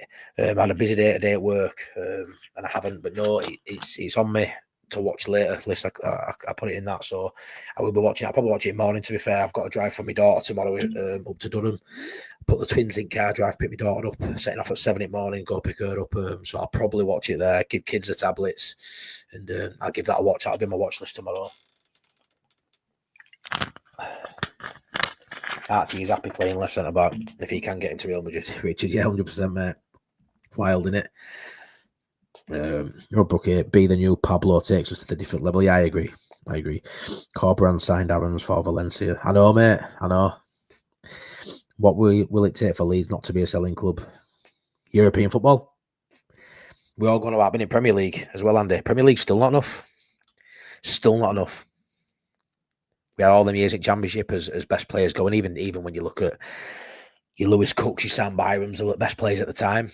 And it was always about a Premier League club coming, you know. It's sad, isn't it, when you look and go, a Somerville would leave Leeds to go, even West Ham, because West Ham had European success recently, regardless of how poor they look now. But even being a Prem side ain't good enough, because while you're in Championship, you've got the mid to low end Prem sides coming in for your players. Then you get to Premier League, and if you're still not cutting the mustard, or you're a struggling side getting beat most weeks, the top end of Premier League I'm calling. So it's very difficult. For me, we've got to become a European side again. As performance on the pitch after match, the size of the club, to ever become a club where someone's going to come to the north of England to Leeds United and stick it out for longer than a few seasons. That's the problem. It's just the way football is these days, isn't it? It's, you know, they all want to play in London, or they all want to play abroad somewhere nice and sunny and on big money. And it's going to take years of building in Premier League for me. Get stable, build on it, make that squad thicker, more quality, become established. And there's plenty of blueprints there. I mean, I think Nottingham Forest went the long way around and went a wild way and made themselves look fools. But ultimately, they've got there, haven't they? Whether it's a one-hit wonder or, you know, they've got some stability to build on, I don't know. But we've seen plenty of teams, Brighton, Brentford, all of success. And they give us hope for all of us, don't they, to build and have a go. And I think best you can probably hope for these days is to be someone like a Brighton, someone who sort of muscles their way in, you know, gets up there, makes shrewd signings, muscles their way into that, maybe not even top 6, but that top 10 and see how you go from there. That's sort of my dream for Leeds United right now is promotion, you know, 15th, 16th next season, build on it, try and get around that 10 and build on it again. And as third year, rather than battling relegation like we just have, you know, as third year, we're pushing that top 10, trying to break and puncture that you know, that roof off there. And that has to be the dream, that has to be the aim, that has to be what the 49ers are looking at. You know, stadium redevelopment all hinges on promotion, but then also hinges on survival that season, and then they can push the button and go for it. And yeah, it's going to be interesting to see how we go these next few years. But the potential of this club's massive, as we know. Easy. I've given up predicting results. I just hope for the best. I know you do, mate. I know you do. But yeah, I think it's going to be 2-0 this one. I think it's going to be Pirro and Solomon with the goals. That's why I predict Pirro and Solomon to get a goal each. 2-0. Like Jake said, he doesn't envisage Wednesday putting a 90-minute performance together, because they haven't all season. But what I will say, with that, I'll caveat that, and I'll say the will for Leeds United, you can guarantee it. You can see it. We'll probably have the performance of the season, Jake. I won't lie, it happens a lot against Leeds United. I've touched on it already earlier in this video. There is a game. It's a Yorkshire Derby, and the other Yorkshire sides feel it probably more than Leeds do. You know, we always think higher, we're always dreaming higher, whether people believe we should be or not. I just hope we don't take them lightly. I think if we do, it'll be a big mistake. But because it's Elland Road, we don't concede many. But yeah, I think it'll be a good game. I expect it to be. I don't think they'll just sit back in a low block. I really don't. I think they'll have a bit of a go, but I do expect a clean sheet. If Melier plays, I don't know, but I'm going to say a clean sheet anyway, and a couple of goals for us, and a nice steady win, I hope. Andy Rowe, losing Rafinha was a kick in the solar plexus. You never appreciate them until they're gone. Yeah, unreal. Look at players we've had, mate. You know, Phillips, Rafinha. Could have had some really. And then you had Somerville to last season. Jorginho, Rutter, Archie Gray. You know, they were only a couple of years apart. All of a sudden, you've got a really talented squad, and a really talented young team as well. And Rafinha's just next level though, because he's gone on to that level. He's gone on now and kicked on the levels, and now Is Ballon d'Or out of question? I suppose it depends what they win as a club, doesn't it, really? Because that normally determines where it goes. But Rafinha's probably currently best player in the world. Which is, how mad is that? You know, going back a few years with players, we had Scott Wootton playing for us and Belushi and Marco Antonucci. And then fast forward a few years and we had the current best player in the world probably played for us, you know, a couple of years ago. It's crazy. Enjoy it while it happens because you don't know how long these good times are going to last here. I think we need to spend some serious money if we go, yeah, we do, mate. We need 6 or 7 players for me. We need to spend, you know what it is? You don't need to spend for every single player. You know, you can get away with a couple of gems. Look at Tanaka for 3.5 mil, but they're gonna have to make a couple of statement signings. There might have to be a couple of 20 mil plus players in there. But then you can caveat that, and you can bring some players in, shrewd scouting, things like that, and you can really bring some really top talent from European markets in, and who can really improve your squad. Like I say, we've done it plenty of times over the last couple of years with some of these players. But yeah, we need some surgery, mate. Wednesday, I short numbers at the back. Yeah, Jake touched on that, mate. They're really, really threadbare at back. So, you know, it could be goals galore. Who knows? I think our clinical edge that we sometimes lack might stop us punishing them too much. Like I say, we don't tend to put 5s or 6s past them. But yeah, we'll have to see how they go. But I think 2-0. But yeah, they are very depleted at the back, buddy. Might be, I believe Leeds are the 6th richest club in the world. I have to believe we'll spend. Yeah, I mean, that's all I hear, mate. And then we get a transfer window, we don't do no. But yeah, apparently we are the 6th richest club in the world. And I think you'll see that, you know, as we progress. Obviously, they've got a stadium to sort out as well. So I don't know what implications that has in terms of what they can put onto the pitch and what they can push the envelope on for the squad. But I think you'll see. I think, you know, we get up, we stabilise, and then they can start loosening those purse strings, once we're a stable Premier League club, and hopefully you'll see us build. You will. Hopefully that's the dream. That is the dream. But anyways, this has been a long one. I'm probably going to wrap it up there, guys. Yeah, I might have something planned tomorrow. I'm waiting to hear back, but I will let you know early tomorrow if it happens. But yeah, obviously I'll be back on game day for my review. Be late and again, probably 9:30, 10. I'll let you know. Then it'll be the final pint on Monday on the Leeds Bros channel. But yeah, let's get through his last few comments. But yeah, I'll be wrapping up now, guys. I'd be happy if we spent 5 years mid-table in Prem and then grow a position a year. A lot of fans won't be, Mark. It's a long time that, but you know what it is? It might end up being that, mate. And it'll be boring. Mid-table in Prem is boring.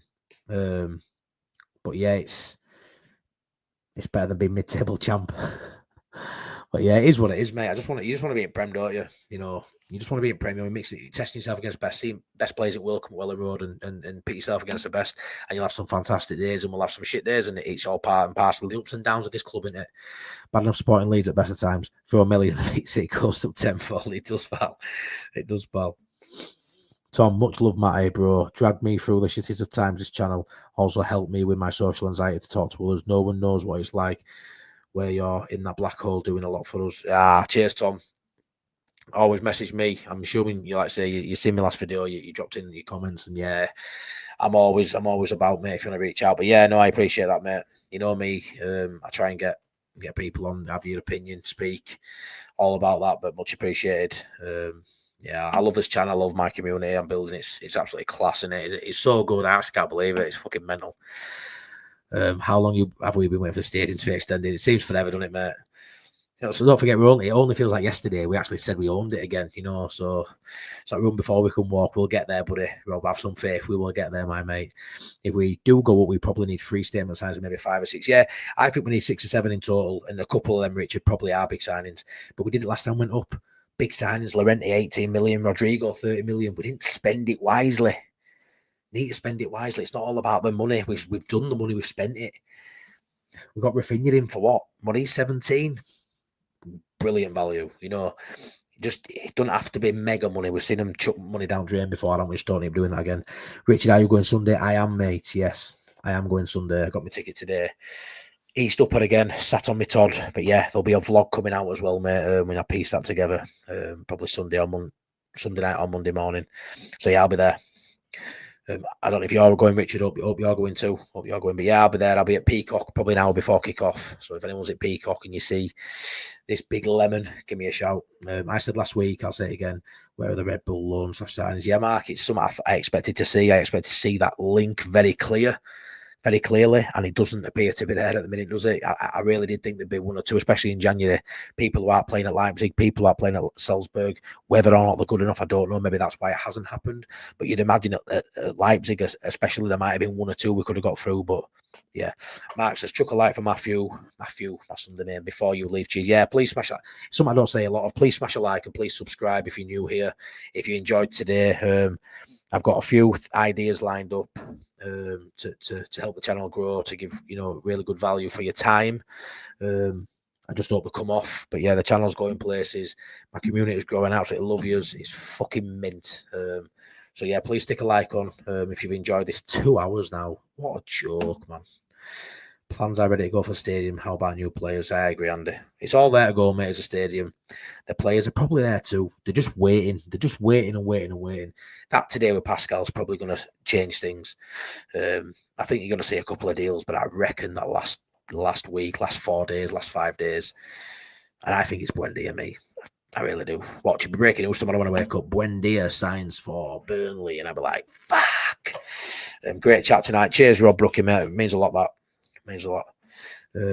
Jordan, what are you doing here, mate? You're plaguing my phone. Get away. That's my brother, Jordan Foster, Chelsea fan. Jordan, I'll always say you're a Chelsea fan when you pop up on this screen. So yeah, I love you as a person. You're my brother. I ain't got a choice. You do me tits in, but I have to love you, so I'm forced to love you. But you're a Chelsea scummer.